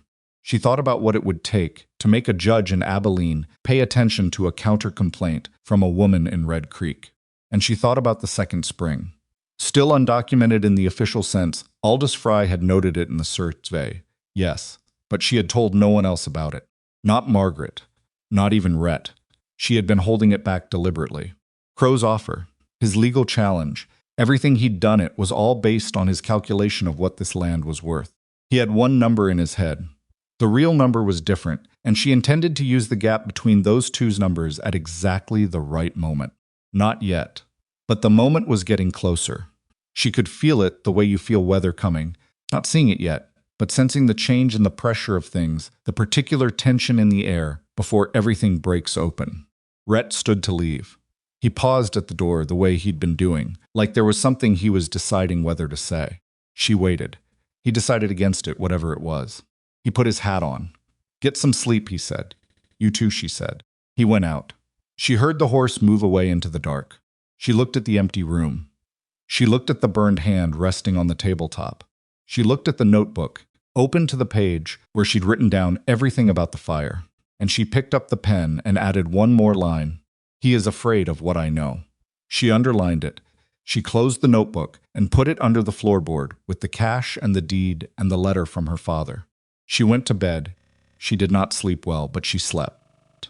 The burn on her hand healed unevenly, the way burns do faster in some places, slower in others, leaving a pink ridge across her knuckle that she stopped noticing after the first week, because there was too much else to attend to. The cattle settled into Rhett's east barn without the drama she'd expected. Trouble, characteristically, was the last one in and spent the first 2 days pressing against the far wall with an expression of profound personal offense. But by the third morning, he was eating from the same trough as the others and had apparently decided to accept his circumstances. Elara found that she'd developed a specific fondness for that animal's stubbornness that she couldn't entirely explain and didn't try to. She went back to the burned site the morning after the fire, in the cold early light before anyone else was up, and walked through what was left. There wasn't much charred timber, twisted metal hardware, the ruined shape of the winter feed she'd stored. She stood in the middle of it and made herself look at all of it carefully, the way Margaret had told her to look at legal documents, not for what she felt about it, but for what it could tell her. The fire had started at the south wall. She could see it in the way the burn pattern ran most intense at one corner, spreading upward and outward from there.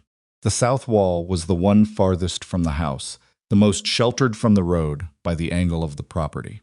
Someone had known the layout. Someone who'd seen the barn from close enough to choose the best corner. She took out her notebook and drew it. Not artfully, she had no particular gift for drawing, but accurately enough to show the burn origin and the spread pattern. She dated it. She added it to the record. She was walking back to the house when she found the bottle. It was half buried in the dirt at the base of the fence post, closest to the barn's south wall, mostly covered by ash and disturbed soil, and she would have walked past it if the morning light hadn't caught the glass at exactly the right angle.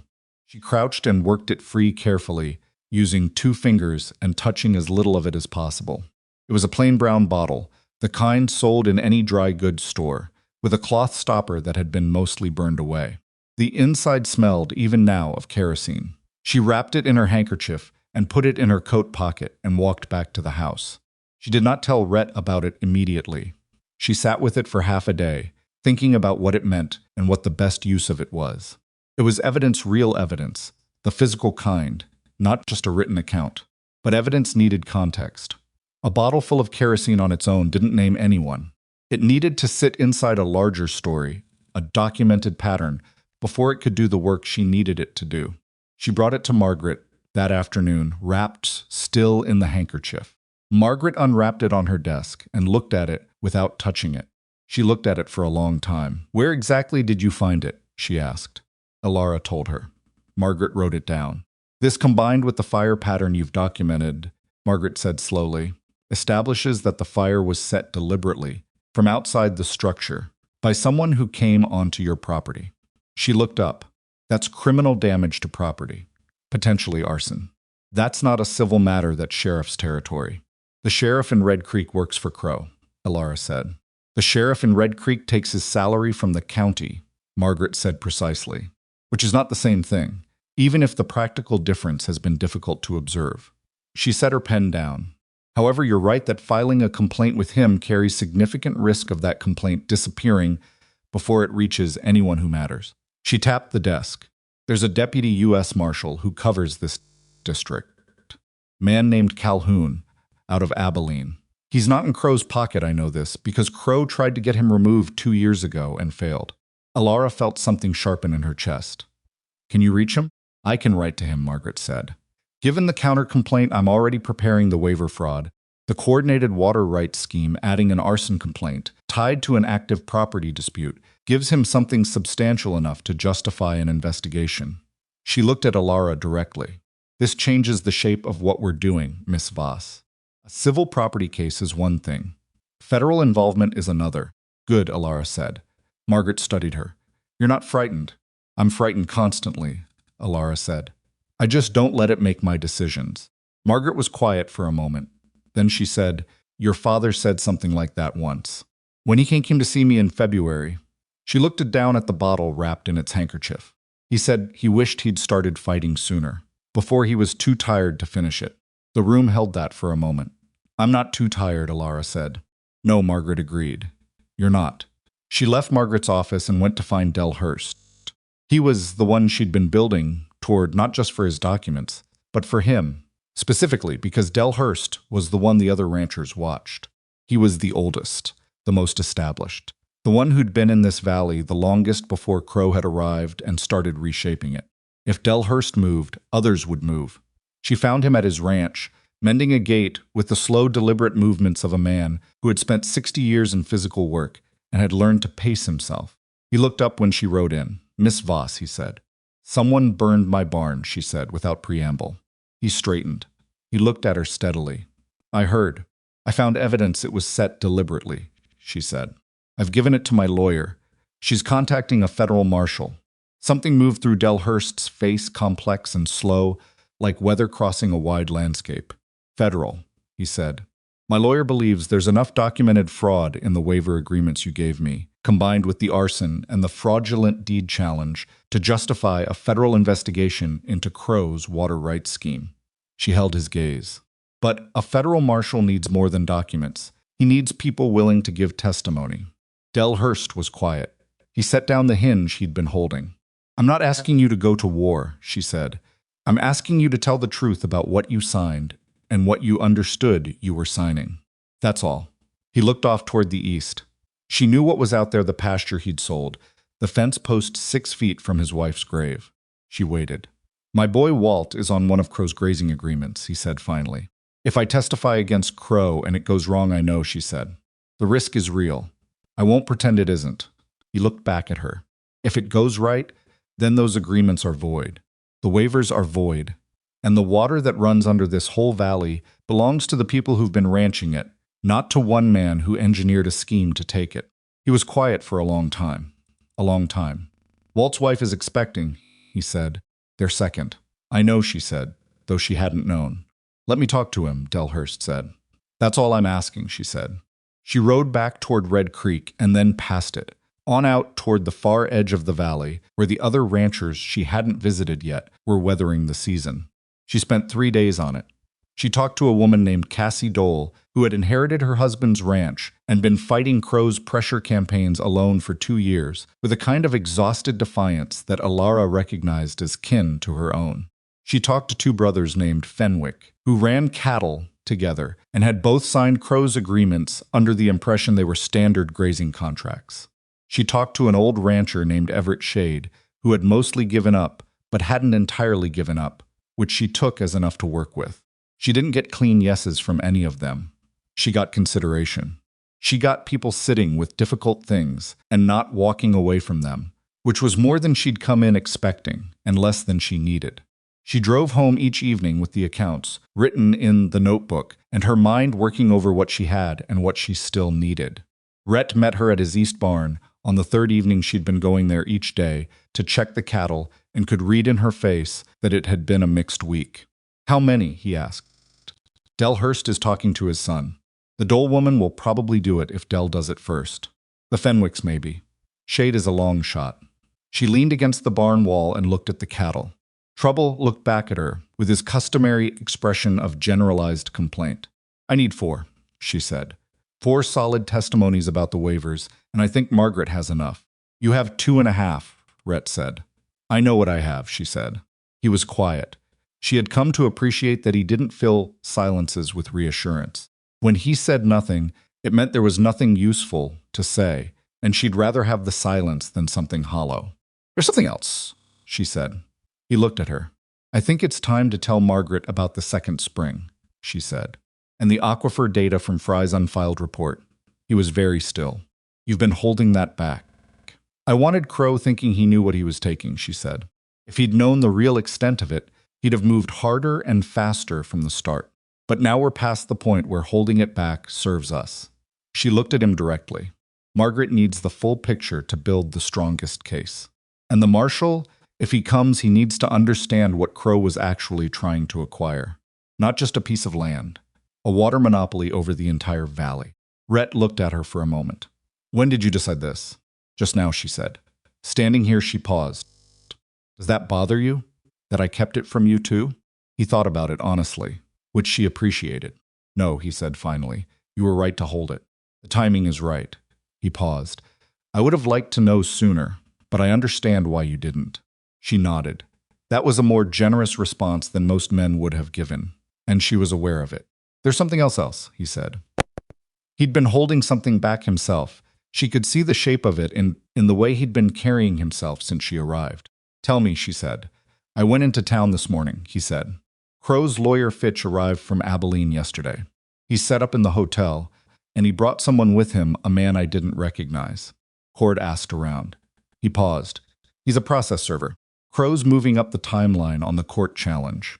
He's filing for an emergency injunction to prevent any further improvements to your property while the deed dispute is pending. She stared at him. An injunction. If it goes through, you can't rebuild the barn, can't expand the pasture, can't do anything to increase the value of the property while the case is in front of the court. He met her eyes. He's trying to freeze you in place. If he can keep you from improving the ranch for the duration of the case, you'll run out of resources before there's a ruling. She turned that over. It was a clean move, cleaner than the fire, more sophisticated. Burn the barn to cost her, then freeze her ability to recover from the burn. She'd been so focused on the evidence, on the testimonies, on building Margaret's case, that she hadn't fully accounted for what Crow could do in the interim with existing legal tools. When is he filing? She asked. Margaret will know, he said. But I think it's soon. Maybe tomorrow. She was already moving toward her horse. I need to get to Margaret tonight. I'll come with you. They rode into Red Creek in the early dark, moving faster than was entirely comfortable, on a road that wasn't reliably smooth, and Margaret Alderman answered her upstairs door in a housecoat and reading glasses, with a book still open in her hand, and showed no particular surprise at the hour. She listened to what Rhett told her about Fitch and the process server. She went to her desk and pulled out a document and handed it to Elara without comment. It was the notice of the emergency injunction application. She'd received it that afternoon. You already knew, Elara said. I found out 2 hours ago, Margaret said. I was going to come to you in the morning. She sat down. The application goes before a judge in Abilene, Judge Harlan Voss. She paused on that name and its familiar absence of relation. He can grant an emergency injunction without a full hearing if Fitch presents a compelling enough argument. Given his history with Crow's cases, he'll grant it, Elara said. Very possibly, yes. She looked at the document in her hands. She thought about the unfiled survey, the second spring, the aquifer data. She thought about the gap between what Crow believed this land was worth and what it actually was. File the counter-complaint now, she said. Tonight if you can. Don't wait for the additional testimonies. Margaret looked at her. Tonight? I need file what you have, Elara said. Del Hurst's documents, the waiver analysis, the arson documentation, the fire evidence. File it all as a federal complaint addressed to Marshal Calhoun and copied to the district court in Abilene. She laid the injunction notice on Margaret's desk. And add this the full survey data from Aldous Fry, including the second spring, and the aquifer report his office had on file. The room was quiet. The second spring, Margaret said carefully. Property sits over the primary aquifer for this section of the valley, Elara said. Crow's spring on his western boundary connects to mine underground. He doesn't control his own water source, I do. And he doesn't know yet that I know that, or that it's about to be part of a federal filing. She held Margaret's gaze. When Fitch walks into that Abilene courthouse tomorrow to file his injunction, I want a federal complaint already on record that makes this look like what it is, not a routine property dispute between a grieving daughter and a successful rancher, but the final piece of a 4-year scheme to seize water rights for an entire territory. Margaret was very still for a long moment. Then she said, If I file tonight, Crow will know by morning. Yes, Elara said. He'll be angry. He'll be panicked, Elara said. Angry men make bad decisions. Panicked men make worse ones. Margaret looked at Rhett. Don't look at me, Rhett said. She's the one who had the second spring for 2 months and didn't tell anyone. Margaret almost smiled. Almost. She put her reading glasses back on and opened a desk drawer and began pulling out files. Come back in 2 hours, she said. I'll have it ready to file first thing tomorrow, the earliest possible opening at the clerk's office. They went downstairs and stood on the boardwalk in the cold dark of Red Creek. There was almost no one on the street. A light in the saloon window. A dog moving along the far side of the road with its nose down. 2 hours, Rhett said. We could wait in the saloon, she said. He looked at her. She looked back. Same table, he said. Same table, she said. They went inside. The saloon was quiet, a Tuesday night with the season turning cold, only a handful of men at the bar, and none of them the ones who'd been there the night she'd first arrived. She went to the corner table at the back and sat down. Rhett sat across from her. The saloon keeper brought 2 coffees without being asked, which told her something about how much the town had shifted since September. She wrapped her hands around the cup. She looked at the table, the same scarred wood, the same uneven leg that made it rock slightly if you put weight on one corner. This is where it started, she said. This is where I sat down next to a woman who was about to have a bad night, Rhett said. I had it under control, she said. I know, he said. They sat with that for a moment. Why did you really do it? She asked. Sit down. He was quiet for long enough that she thought he might not answer. Then he said, because you weren't looking at the men who were laughing at you. You were looking at your map. He turned his coffee cup in slow circles on the table. Most people in that situation are either performing their distress or performing their indifference. You were just working, sitting in a room full of people making your life difficult, and you were doing your work. He paused. I hadn't seen that in a while. Someone just doing the thing. She looked at him. I sat down because you reminded me of something I'd forgotten, he said. That some things are worth not walking past. The fire was low in the corner hearth. Someone at the bar said something, and someone else laughed, quietly. The way people laugh at something actually funny rather than performing amusement. Rhett, she said. Yes, when this is over, when the case is resolved and the ranch is on solid footing. I don't know what I want. She said it plainly, without apology. I've been so focused on getting to a place where I have options that I haven't thought much about which options I'd take. He looked at her. That's honest. I know you've been waiting for something, she said. I'm not sure what, but I see it. She held his gaze. I'm not telling you to stop waiting. I'm telling you I see it, and I want you to know I'm not oblivious to it, even if I can't give you a clear answer yet. He was quiet for a moment. Then he said, I'm not waiting for an answer. She frowned slightly. I'm just here, he said. That's all it is. I'm just here. He said it simply, without self-pity or romanticism, just a statement of fact.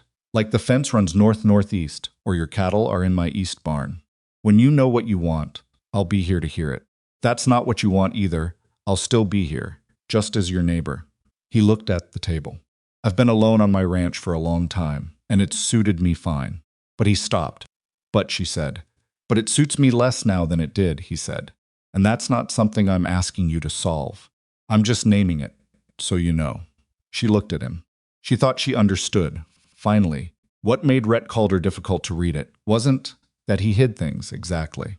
It was that he said true things in such a straightforward way that they were easy to miss, because you kept expecting the performance of feeling rather than the feeling itself. Thank you, she said, for naming it. He nodded once. They drank their coffee. An hour later, Cord came through the saloon door, looking for them, with an expression that rearranged the whole evening. There's trouble at the ranch, he said. She was on her feet before he finished the sentence. What kind? Rhett said, already standing. Crow's men, Cord said.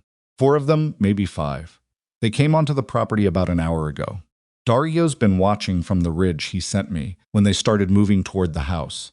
Elara was already heading for the door. The cattle are at my barn, Rhett said quickly, following her. They can't move the cattle.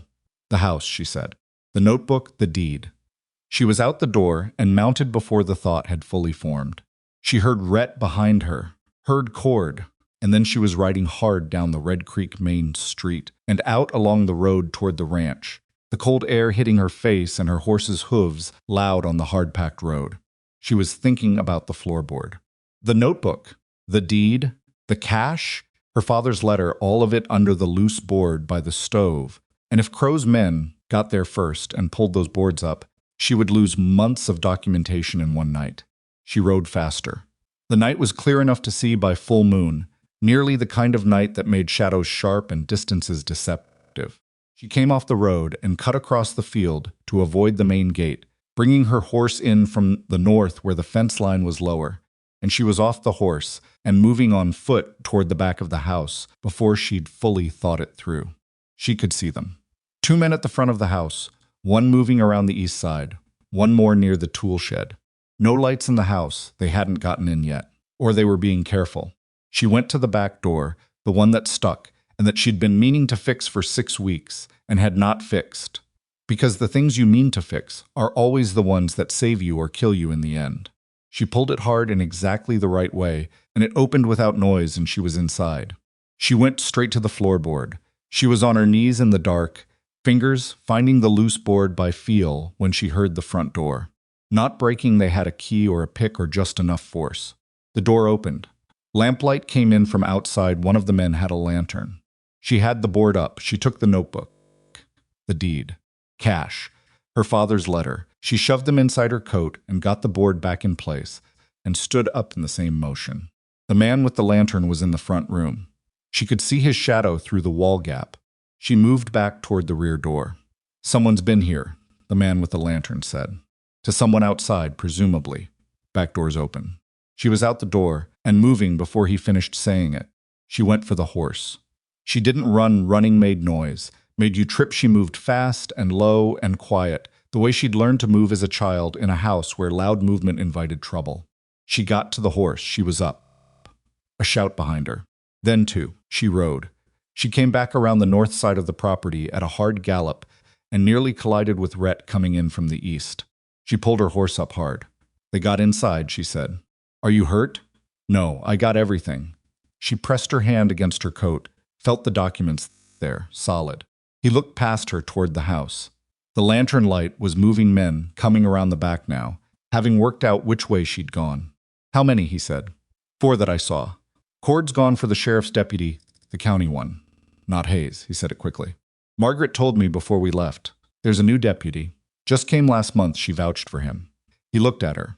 "We need them to find Crow's men on your property. In your house. Tonight." She understood what he was saying. The men in her house right now were committing trespass at minimum, breaking and entering almost certainly. If a legitimate deputy arrived and found them there with Elara's written account of the arson, with Margaret's counter-complaint being filed in the morning, it changed the public record of who was doing what to whom. "Can we keep them there long enough?" she asked. "If we don't give them a reason to run," he said. "They don't know Cord's gone for the deputy. They think they've already spooked you." She looked at the house. The lantern light moved in the front window. "I'll go back in," she said. He stared at her. "Not inside," she said. "I'll go to the front. Stand on my own property in plain sight. Give them someone to report back to Crow about." She looked at him. "If they're still there when the deputy arrives, every single man on that property is in violation of the law on a night when a federal complaint is being filed in the morning. That's not something Crow can talk his way out of." Rhett was quiet for 1 second. 2. "Then I'm standing there with you." She'd known he would say that. She didn't argue. They rode around to the front of the property together, and she pulled her horse up at the gate and stood there in the moonlight in plain sight and waited. The men inside saw her almost immediately. She could see movement through the front window, a shadow, crossing the lantern light, stopping. She sat straight on her horse and did not move. For a long minute, nothing happened. Then the front door opened, and one of Crow's men came out onto the porch. He was a broad man she'd seen before, one of the ones who'd ridden past the fence line in early October. He looked at her. He looked at Rhett beside her. He looked at the deed she'd pulled from inside her coat and held up in the moonlight. "This is my property," she said. Her voice carried clearly in the cold air. "You are trespassing. I suggest you get off it." The man looked at her for a long moment. He looked at the deed. He looked at Rhett, who sat on his horse with his rifle across the pommel and no particular expression on his face. "We were just," the man started. "You were in my house without my permission," Elara said. "With 4 others. That's a fact I'm going to have to write down in my records." She held his gaze. "You might want to think about whether Crow is worth what comes next." The man said nothing, but he stepped back off the porch. He said something over his shoulder to the men inside. The lantern light began to move toward the back of the house. She sat there and waited.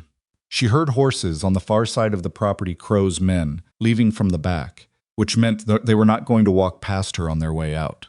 That was fine. What mattered was that they were leaving. She heard other horses then. Coming from the road, 2 riders moving at a good clip.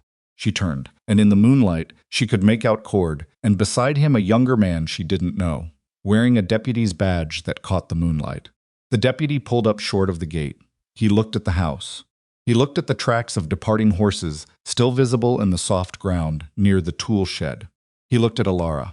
Deputy Walsh, Cord said by way of introduction. Miss Voss, the deputy said. Yes, she said. I understand you have trespassers. Had, she said. They've just left. But the tracks are fresh, and there were 4 of them inside my house. She reached into her coat and pulled out the notebook. She opened it to the section she'd been building, since October the dates, the writers, the fire, the arson evidence, the kerosene bottle. She handed it down to him.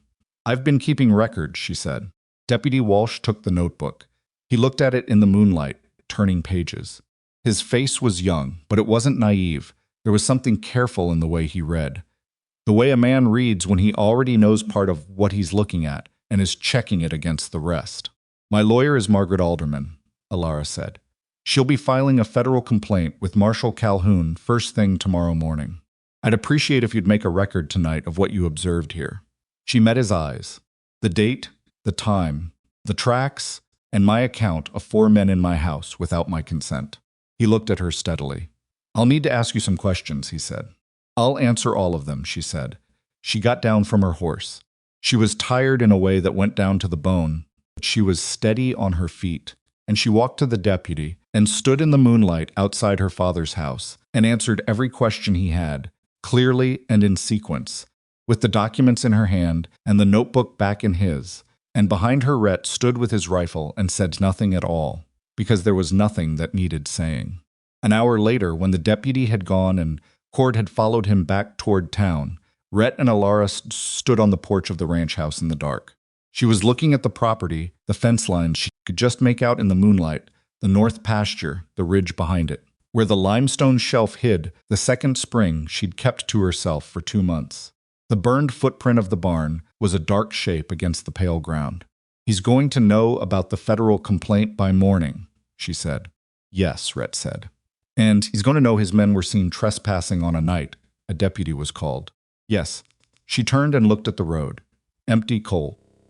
A long ribbon of packed earth leading back toward Red Creek and everything that was going to happen there in the next few days. He's going to come himself, she said. Not his men. Rhett was quiet for a moment. Probably. Good, she said.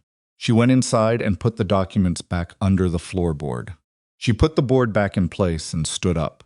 She looked around the room, the cold stove, the mismatched cups on the shelf, the map on the table that she knew now by heart. She thought about her father sitting in this room, thinking the same things she was thinking, weighing the same risks, and finding himself without quite enough to finish the fight. She was not her father. She had more than he had, more time, more allies, more documented evidence than he'd managed to build before the end. She had Margaret and Rhett and Del Hurst and a deputy with a clean record and a federal complaint going out in the morning. She had 2 springs where Crow thought there was one. She had an aquifer survey that changed the entire legal geography of the valley. And she had the particular kind of stubbornness that comes not from arrogance, but from having looked at the full scope of what you stand to lose and deciding that losing it is simply not something you are willing to accept.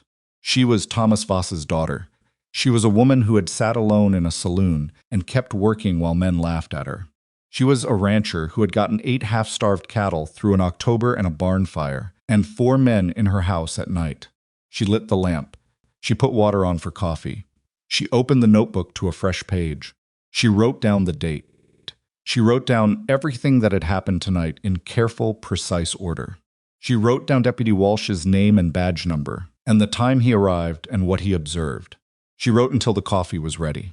She sat with it in the cold house, and outside the window the night was wide and dark, and full of what was coming, and she was ready for all of it. The federal complaint hit the Abilene District Court Clerk's office at 7:43 in the morning, 40 minutes before Fitch arrived to file the emergency injunction. Margaret had been at the clerk's office before it opened, standing on the steps in her coat with the document case under her arm, because she understood that in legal proceedings, as in most things, the person who arrives first sets the terms of what follows. When the clerk unlocked the door, Margaret was the first person through it. She filed the counter-complaint, the fraud documentation, the arson evidence, Aldous Fry's complete survey report, including the aquifer data, and the incident report Deputy Walsh had written out before midnight and delivered to her door at 6 in the morning. She also filed a formal request that the deed challenge be transferred from Judge Harlan Voss's docket on grounds of documented conflict of interest, 2 prior rulings in Crow's favor, combined with evidence of a coordinated scheme that those rulings had materially benefited. When Fitch walked in 40 minutes later and presented his injunction application, the clerk informed him that a federal complaint referencing the same property and the same parties had already been filed and flagged for Marshal Calhoun's office. Margaret learned all of this from the clerk herself, a woman she had known for 15 years, who sent word by messenger before noon. She brought the news to Elara herself. She rode out to the ranch, something Margaret Alderman rarely did, and Elara saw her coming from the window and put more coffee on before she reached the door. They sat at the table, the same table where Elara had spread her father's map on her first night in Red Creek, and Margaret laid out what had happened in the precise, sequential way she laid out everything. And when she was finished, she picked up her coffee and said, "Fitch spent 2 hours in the clerk's office. When he left, he went directly to the telegraph office." Telling Crow, Elara said, "Yes. And the injunction? Suspended pending review of the conflict of interest claim." Margaret set the cup down, which means you can rebuild your barn. Elara sat with that for a moment. It was a small thing. Practically, she'd already known she could use Rhett's barn through the winter. But it meant something else, too. It meant the machinery that Crow had been running so smoothly for 4 years had caught on something. It had stuttered. The injunction suspended, the complaint filed, the conflict of interest claim on record, these were not a victory. But they were the shape of a wall going up, where there had been open road before. "What happens now?" she asked. "Marshal Calhoun will review the complaint," Margaret said. "Given the scope, the waiver fraud, the arson evidence, the coordinated scheme, across multiple properties, I expect, he'll open a formal investigation within 2 weeks. Once that's open, any judge in the district will be reluctant to rule on the deed challenge until it's resolved." She paused. "Question is whether Crow understands that his window for the legal strategy has closed." "He understands," Elara said. "He's been careful for 4 years. He knows exactly what a federal investigation means." "Then the question becomes what he does about it," Margaret said. They looked at each other across the table. "He'll come himself," Elara said again. She had said it to Rhett the night before, and she said it now, and she meant it the same way both times, not as a fear but as a fact she'd worked out and was prepared for. "Yes," Margaret said. "Probably. When he does," Elara said, "I need witnesses. Not just Rhett, people from this town." Margaret was quiet for a moment. "That's a harder thing to arrange." "I know," Elara said. "But Del Hurst is coming in tomorrow." He talked to his son, Walt. "They're both willing to give statements to the marshal." She looked at the map still on the table. "Crow comes here publicly to this property, in front of people, and makes threats or an offer, or tries anything at all. I want the town to see who he is. Not rumors, not what people have heard for years. The actual man, doing the actual thing." Margaret considered this. She had the expression she got when she was working through the implications of something faster than she wanted to show. "You're setting a stage," she said. "I'm letting him set it," Elara said. "He'll come because he thinks he still has leverage. He'll come because he's angry, and because his careful system has sprung a leak, and he needs to remind himself that he's still the most powerful man in this valley." She folded her hands on the table. "All I need to do is make sure the right people are watching when he does." Margaret looked at her for a long moment. Then she said something she had never said in all their conversations. "Your father would not have thought of that." "My father was smarter than people gave him credit for," Elara said. "But he was alone." She said it without bitterness. It was just the truth. Margaret left, and Elara went to find Helen Marsh. Helen was in her yard-splitting wood with the efficient, slightly aggressive competence she brought to every physical task. She looked up when Elara rode in and set the axe down. Elara told her what she needed, not dramatically, just clearly. She needed people in town who were willing to be present, visible, on the street near the saloon and the hardware store, and the road toward the Voss ranch, at a time that she couldn't specify precisely, but that she expected within the next few days. She needed them there not to do anything, just to be there, just to see. Helen listened to all of it without interrupting, which was characteristic of her. How many people are you thinking? Helen asked. As many as will come, Elara said, but I need them to want to be there. Not people you've convinced or pressured. People who already know what Crow has been doing and have been waiting for a moment that felt like something. Helen picked the axe back up. She split another log, clean through the center. She looked at the two halves. My husband's ranch, she said. Crow got his water agreement in his second year here. My husband was sick by then, and I was doing most of the managing, and Crow's man came to me and said it was standard, and I signed because I didn't know what else to do. She set the axe against the woodblock. When my husband died, Crow sent a letter of condolence. Very proper, very warm. She looked at Elara directly. I've hated that letter for 3 years. I never knew what to do with that hatred. Do you know what to do with it now? Elara asked. Yes, Helen said. I'll make some visits. Over the next 2 days, something happened in Red Creek that didn't have a name exactly, but that Elara could feel the edges of each time she came into town. People were talking. Not loudly, this was a frontier town, and loud public discussion of powerful men was still a dangerous habit. But in the feed store, and the laundry, and the space outside the church on Sunday morning, something was moving through the community, the way water moves through ground, invisibly but with direction, following the path of least resistance until it found somewhere to go. Del Hurst came into town on Thursday, as promised, with his son Walt beside him. Walt was a broad, quiet man in his 30s with his father's same habit of stillness, and he shook Elara's hand at the door of Margaret's office and said, I should have asked more questions when I witnessed those papers. He said it without looking for absolution, just naming the thing. You didn't know what you were signing, Elara said. I should have asked, he said again. And she let him have that, because there's a kind of honesty that matters more than comfort, and Walt Hurst was trying to be honest. The Fenwick brothers arrived the following morning, unannounced, tied their horses outside Margaret's office, and went in together.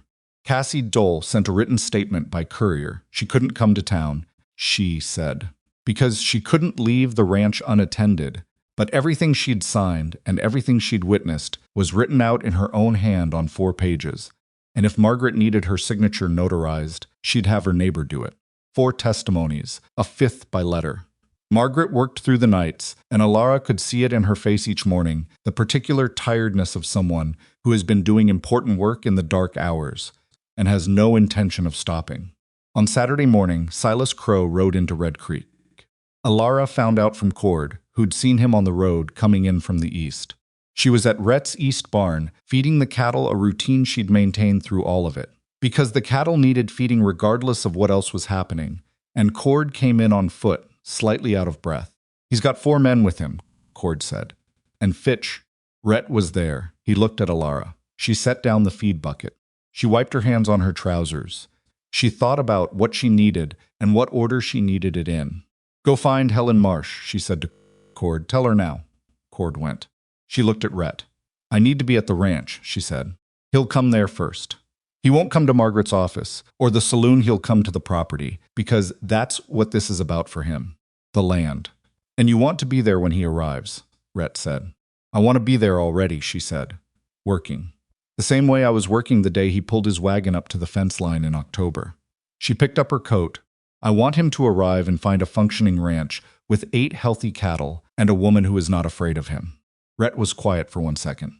I'm coming, he said. She didn't argue. They rode to the ranch together, and she went straight to the east fence and picked up the work she'd been doing 3 days earlier, reinforcing a post that had gone soft at the base. Routine maintenance work, the kind that needs doing on a working property in November when you're thinking ahead to winter. She worked steadily, and she didn't watch the road. She heard them before she saw them. 4 horses and a wagon coming at a deliberate pace. She kept her hands on the post. Crow pulled up at the gate. He looked at her. He looked at Rhett standing 10 feet away with his arms crossed and no particular expression. He looked at the cattle in the north pasture, heavy and settled, and at the neat fence line, and at the ranch house, with smoke coming from the chimney because she'd put wood on the fire before she left that morning. He got down from the wagon. He walked to the gate and stopped there. He didn't open it. She hadn't invited him through it.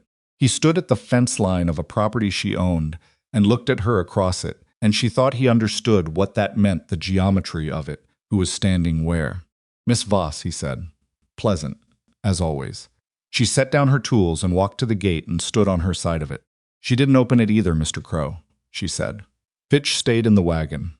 The 4 men stayed on their horses. She was aware of them without looking at them directly. "I understand there's been a federal complaint filed," Crow said. "There has," she said, "involving my name, and several documents bearing your signature," she said. He looked at her. She had never seen him without the pleasantness before. It was always there, like a coat he wore in all weather. It was there now, but it was thinner. Underneath it, she could see something that was not quite anger and not quite calculation. Something closer to the look of a man who has walked into a room and found the furniture rearranged in a way that makes no sense yet. "I came to make you a final offer," he said. "I'm not selling," she said. "You haven't heard. The number doesn't matter," she said. "I'm not selling." He looked at her steadily. "Miss Voss, a federal investigation is going to be costly and difficult for everyone involved, including you. The legal process, I have a lawyer," she said. "Margaret Alderman is a capable woman," he said, "as I've said before. But a federal investigation isn't a county deed dispute. It's expensive, it's long, and the outcome isn't certain." He paused. "I can make this simpler, for everyone." "You could have made it simpler," she said. 3 years ago, when my father came to you and asked if you'd work out a water-sharing agreement like neighbors do. You could have made it simple then." She held his gaze. "You didn't want simple. You wanted all of it." Something moved in his face. "Gone quickly. The aquifer data is part of the federal filing," she said. "I assume you've seen it by now. Both springs. The underground source that connects to your western boundary." She watched him. "Your springs, Mr. Crow, the one you've been using to leverage 3 other ranches' grazing agreements feeds from the same source as mine. Which means you've been controlling water that flows through my land. For 4 years. The pleasantness was almost entirely gone now. What replaced it was not rage she'd expected rage and been slightly wrong. What replaced it was something colder, a recalculating. That survey he started is filed," she said. "With the county and with the federal clerk's office and with Marshal Calhoun's office directly. Aldous Fry signed and dated it. It's part of the public record." She let that settle. "There's also the original survey your father had filed when you bought your western parcel, which Fry has had in his office for 11 years, and which shows the aquifer boundary clearly. That's filed too." He was very still. She heard hooves on the road behind him. She kept her eyes on Crow. She heard the wagon more than one, by the sound and voices, and she knew without looking that Helen Marsh had done what Helen Marsh said she would do. Crow heard it too. He turned slightly and looked at the road, and she saw him register what was there. 10 people, maybe 12, gathered at the edge of his sight. Del Hurst and his son Walt, Helen Marsh, the Fenwick brothers, Pete Garland from the feed store, the laundrywoman whose name was Ruth, Deputy Walsh on his horse at the edge of the group, not doing anything, just present. Crow turned back to Elara. His jaw was tight. "This is a show," he said quietly, "for the town. The town already knows what you've been doing," she said equally quietly. "They've known for years. They've just been afraid." She looked at him steadily. "They're less afraid today." He looked at the people on the road. He looked at Deputy Walsh. He looked at Rhett, who had not moved or spoken in the entire conversation, and whose silence had a particular quality, not passive, not waiting. Just present, the way a man is present when he has already decided what he'll do, if it comes to that, and doesn't need to announce it. Fitch climbed down from the wagon. He went to Crow and said something low and close to his ear. Crow listened. His expression didn't change, but something behind it did some final calculation completing itself. He looked at Elara one more time. She didn't look away. She stood on her side of the gate on her father's land, with the documentation of everything he'd done in a federal file in Abilene, and 12 witnesses on the road behind him, and a lawyer who had not slept properly in a week, and she looked at Silas Crow without blinking. "Get off my property line," she said quietly, just to him. He held her gaze for 5 seconds. She counted. Then he turned and walked back to the wagon and climbed up. He didn't say anything else. He didn't make a speech or a threat or an exit line. He just turned the wagon and drove back toward Red Creek, and his 4 men fell in behind him, and Fitch got back in the wagon with the look of a man who had just watched a case he'd built carefully begin to come apart at its seams. Elara watched them go. She became aware that her hands were shaking. Not much. Enough. She pressed them flat against the fence rail and breathed through it and waited for them to stop. Rhett came to stand beside her. He didn't say anything right away. They watched the wagon diminish down the road toward town. "That's not the end of it," she said. "No," he agreed. "But it's a different kind of beginning." She knew what he meant. Crow leaving didn't mean the legal case was resolved. The federal investigation would take months. The deed challenge would have to be formally dismissed. The water rights question would need to work through the proper channels before anything was official. There was a long road ahead still, and she was clear-eyed enough to know it. But something had broken today that couldn't be put back together. Crow had come to her property with his lawyer and his men and his final offer, and he had left without it, in front of witnesses. In a town where his influence had operated for 4 years, on the understanding that opposing him was pointless. That understanding was now in question. And in a place like Red Creek, once something like that was in question, it was very hard to restore. She turned and looked at the people on the road. Del Hurst raised a hand, not a wave, just an acknowledgement. Walt Hurst stood beside him with his hands in his pockets. Helen Marsh was looking at the road where Crow had gone with an expression Elara recognized, because she'd seen it in her own face in windows and in still water, the particular look of a person who has been carrying something a long time and has just been allowed to set it down. She raised her hand back. Just that. The weeks that followed were not simple or clean. The law is never simple or clean, and anyone who tells you otherwise is either lying or has never had to use it for something that mattered. Marshal Calhoun arrived in Red Creek in late November, a lean, deliberate man in his 50s who asks questions in a way that made you understand he had already done significant reading before he asked them. He spent 3 days in town, meeting with Margaret, with Deputy Walsh, with Del Hurst and Walt and the Fenwick brothers. He rode out to the Voss Ranch and walked the property with Aldous Fry and looked at both springs and the limestone shelf and the soft ground where the aquifer made itself known. He didn't say much to Elara during his visit. She understood that wasn't her role right now. Her role was to have built the record, and she had built it, and now other people were doing their work with what she'd built. She let them. She rebuilt the barn. She did it with Cord and Dario and Walt Hurst, who showed up one Monday morning with his father's old tools and a willingness to work that didn't require discussion. Helen Marsh's nephew came back and was again good with his hands and again satisfied with lunch and Dario's stories. Took 11 days. The new barn was not as large as the old one. She didn't have enough timber for that yet, but it was sound, with a proper roof and good drainage, and enough room for the cattle when the hard cold came. On the last day of building, she stood in the doorway of the new barn and looked at it. Trouble walked past her with his customary expression of personal dissatisfaction, and she laughed a real laugh, sudden and brief, the kind that surprises you from the inside. Rhett was there. He heard it and looked at her. "First time I've heard you laugh," he said. "I laugh," she said.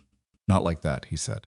She didn't know how to respond to that, so she went to check on the roof seam at the east corner, which needed another nail, and she could hear him behind her doing something equally practical, and the moment passed into the ordinary fabric of the day. Crow left Red Creek before Christmas. It wasn't announced. He didn't make a speech. His house in town, the largest one on the north side of the main street, went dark 1 week in December, and his remaining men drifted away over the following days.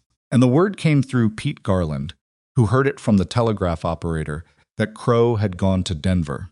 Whether he would come back, or what he would do from Denver with his lawyer Fitch, and whatever remained of his legal strategy, nobody knew yet. The investigation was ongoing. The water rights question was before the district court in a proceeding that Margaret was handling, and that she said carefully was going well. But he was gone from Red Creek, and the town breathed differently without him, in the way a room breathes differently when something heavy has been removed from it, not dramatically, not all at once, but in the small accumulation of moments when people said what they actually thought and made decisions based on what they needed rather than what they'd been allowed. The deed challenge was formally dismissed in January.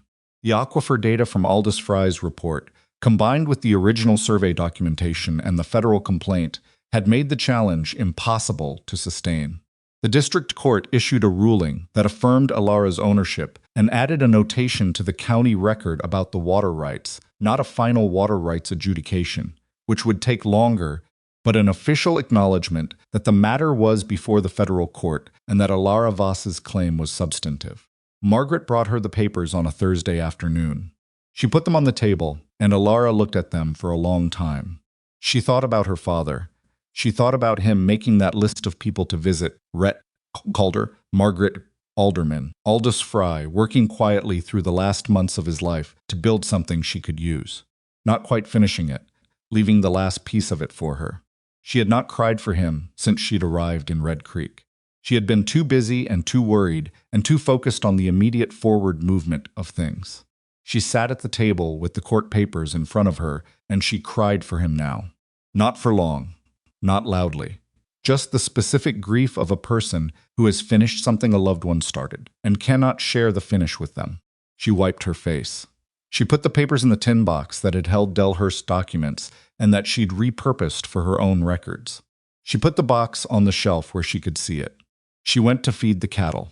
The water rights adjudication came through in March, after a hearing in Abilene that Margaret attended alone, because Elara needed to be at the ranch for a calving that turned difficult and consumed 3 days and nights. She got the news by letter, in Margaret's precise handwriting. The court had ruled that the underground aquifer feeding both springs on the Voss property was legally designated as the primary water source for the Eastern Valley parcels. Neighboring ranches, including the parcels Crow had acquired, would have access to water through a shared use agreement administered by the county, with the Voss Ranch holding primary rights. It was, Margaret noted in her letter, exactly the kind of agreement that could have been worked out between neighbors 4 years ago without any of what had followed. Elara read the letter twice. She folded it and put it in the tin box with the other papers. She went back to the calf that had been giving her trouble, a small black heifer who had arrived sideways and badly and had spent her first 24 hours in a state of profound indignation at the whole enterprise of being alive. By the third day, the heifer was standing, unsteady but upright, pressing her face into Elara's hand with the blind, insistent affection that newborn cattle sometimes have before they learn better. She named her Margaret. She did not tell Margaret Alderman this. It felt like information that would only complicate things. Spring came to Red Creek the way it always comes to that part of Texas, not gently, not all at once, but in fits and starts, warm days followed by cold snaps, the grass coming up green in the low places where the water ran, and staying brown longer on the high ground. The ranch was changed. Not unrecognizable, it was still the same rocky strip of land her father had spent 12 years on, still the same limestone shelf, and the same low depression where the first spring ran quiet and cold. But the fence was solid. The barn was new. The cattle were 16 now. She'd gotten 8 more in February from a rancher in the next county who was scaling down, buying them at a fair price. She'd negotiated herself over 2 cups of coffee at a table in Abilene. Trouble was, improbably and stubbornly, the patriarch of the herd. He moved among the new animals with the authority of a creature who has survived enough to earn the right to be difficult about everything. And the new cattle seemed to accept this without question, which Elara found deeply satisfying. She was in the far pasture checking the fence line on an April morning, with the sky a clear, sharp blue above her and the grass finally coming in thick in the low sections, when she heard hooves and looked up and saw Rhett coming across the field from the direction of his ranch. He pulled up and got down and tied the horse to the fence post and came to where she was crouching to look at the ground near a corner post. "Soft here," she said. "Spring drainage. I need to dig it up and repack it." "I know," he said. "I told Father the same thing about this corner 3 years ago. He didn't do it. He said he'd get to it." She looked up at him. He was standing with his hat in his hand and the April light on him, and he was looking at her with the expression she had spent the better part of 7 months learning to read and had never quite fully deciphered. "What is it?" she said. He was quiet for a moment. She stood up and brushed the dirt from her hands and waited. "I have a question," he said. He said it the way he said most things, without preliminary, without building to it. "I want you to take your time with the answer. I'm not asking for a quick one." She looked at him steadily. "Ask it," she said. "I've been thinking about the ranch," he said. "Mine. It's a good operation. It could be better." He turned the hat in his hands once. The east boundary of my property runs along the north line of yours. The water rights butts ruling puts the shared use agreement under county administration, which means both properties are going to have regular dealings with the county office on water management. He paused. It would be more efficient, from a practical standpoint, if those dealings were handled by one household instead of two. She looked at him. That's a very practical argument, she said. I'm a practical man, he said. Rhett. Yes. Is there a less practical version of what you're asking? He looked at her. He was, for once, not entirely in control of his expression. Something in it was uncertain in a way she had not seen in him before, not frightened exactly, but unguarded. Rhett Calder, without his composure, was a different thing to look at than Rhett Calder with it. She found she liked both versions. The less practical version, he said slowly, is that I sat down next to you in a saloon because something about you stopped me, and I've been stopped ever since. He looked at the pasture beyond her. I am not an easy person to live alongside. I know that. I've been alone too long, and I have habits, and I don't talk enough about what I'm thinking, and I work too hard, and I forget to eat, and Rhett, she said. He stopped. I know who you are, she said. I've been watching you for 7 months. He looked at her. I'm also not easy, she said. I keep things to myself too long.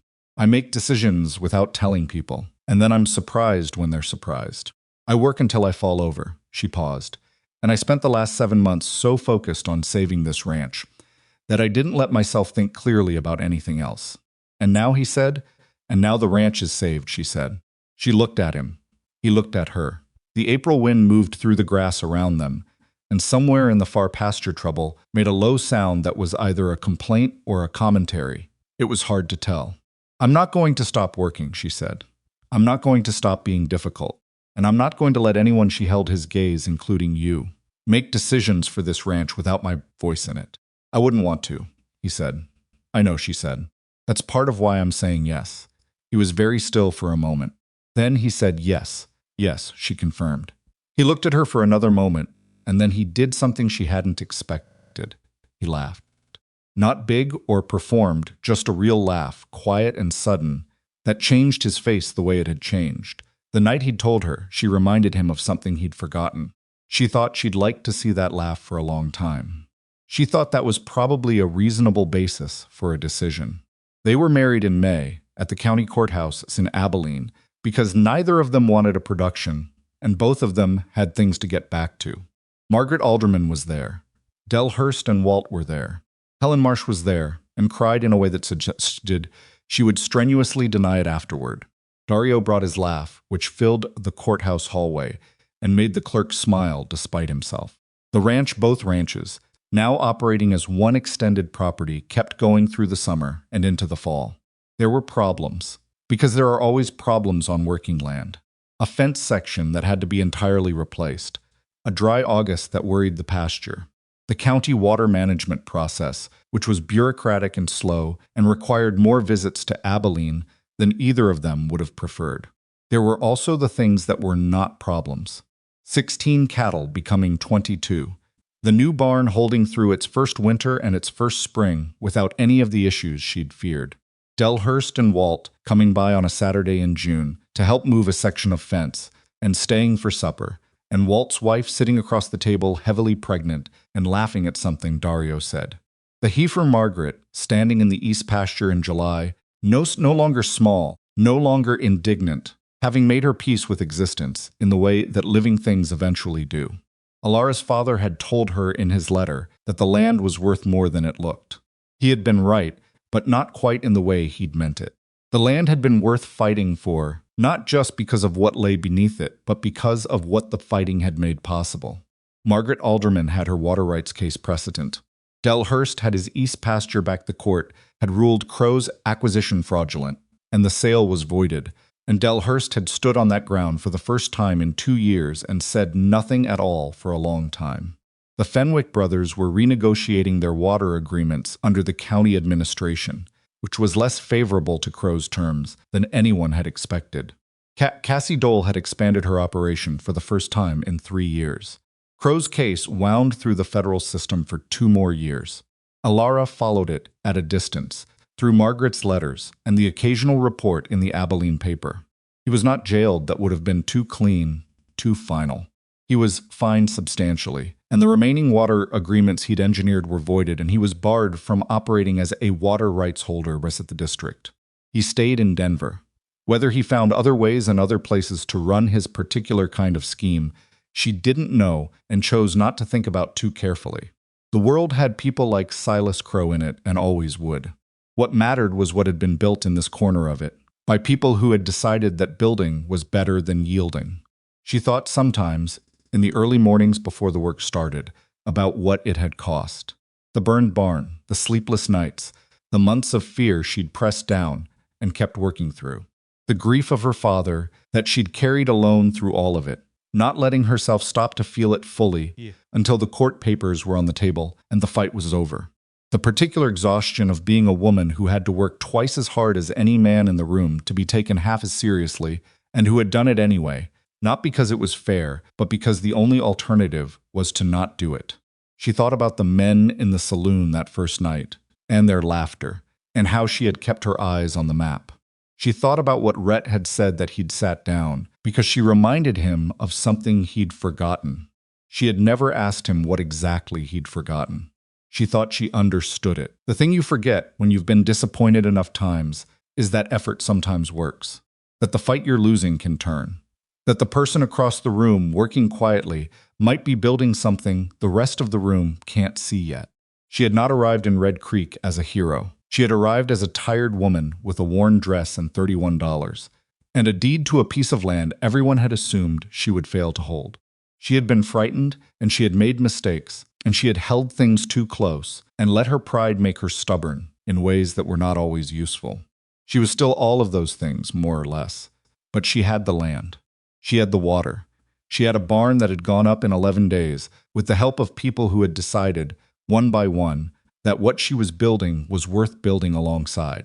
And she had Rhett, who sat across from her at the breakfast table most mornings and didn't talk enough and forgot to eat when he was working, and occasionally made decisions about the north fence line without telling her and then, was genuinely puzzled when she was irritated about it. He was not easy to live alongside. She had known that.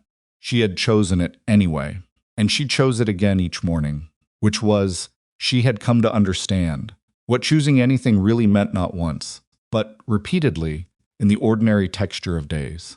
On an evening in November, 1 year almost exactly, from the night Crow's men had walked through her front door, and she had gone through the back. She sat on the porch of the ranch house in the cooling dark. Cattle were in for the night. The lamps were lit inside. Rhett was somewhere in the barn doing something with the harness equipment that he had promised himself he'd fix for 2 weeks and had finally gotten to, which she knew because she could hear the particular sound of him working the steady, unhurried rhythm of a man who works like breathing, because he's never known how to be any other way. She looked out at the land, the fence lines, solid and right, running out to the edge of what she could see. The limestone shelf in the distance, dark against the sky. Somewhere beneath all of it, the water that had started this whole thing moved through the earth the way it had always moved. Cold and constant and indifferent to the arguments of men. She thought about her father. She thought about his letter in the tin box on the shelf inside. Don't let anyone tell you different. Don't sell it. Don't let them scare you into selling it. She had not sold it. She had not let them scare her, or she had been scared and kept going anyway, which she had come to understand was not the same thing, but was close enough to count.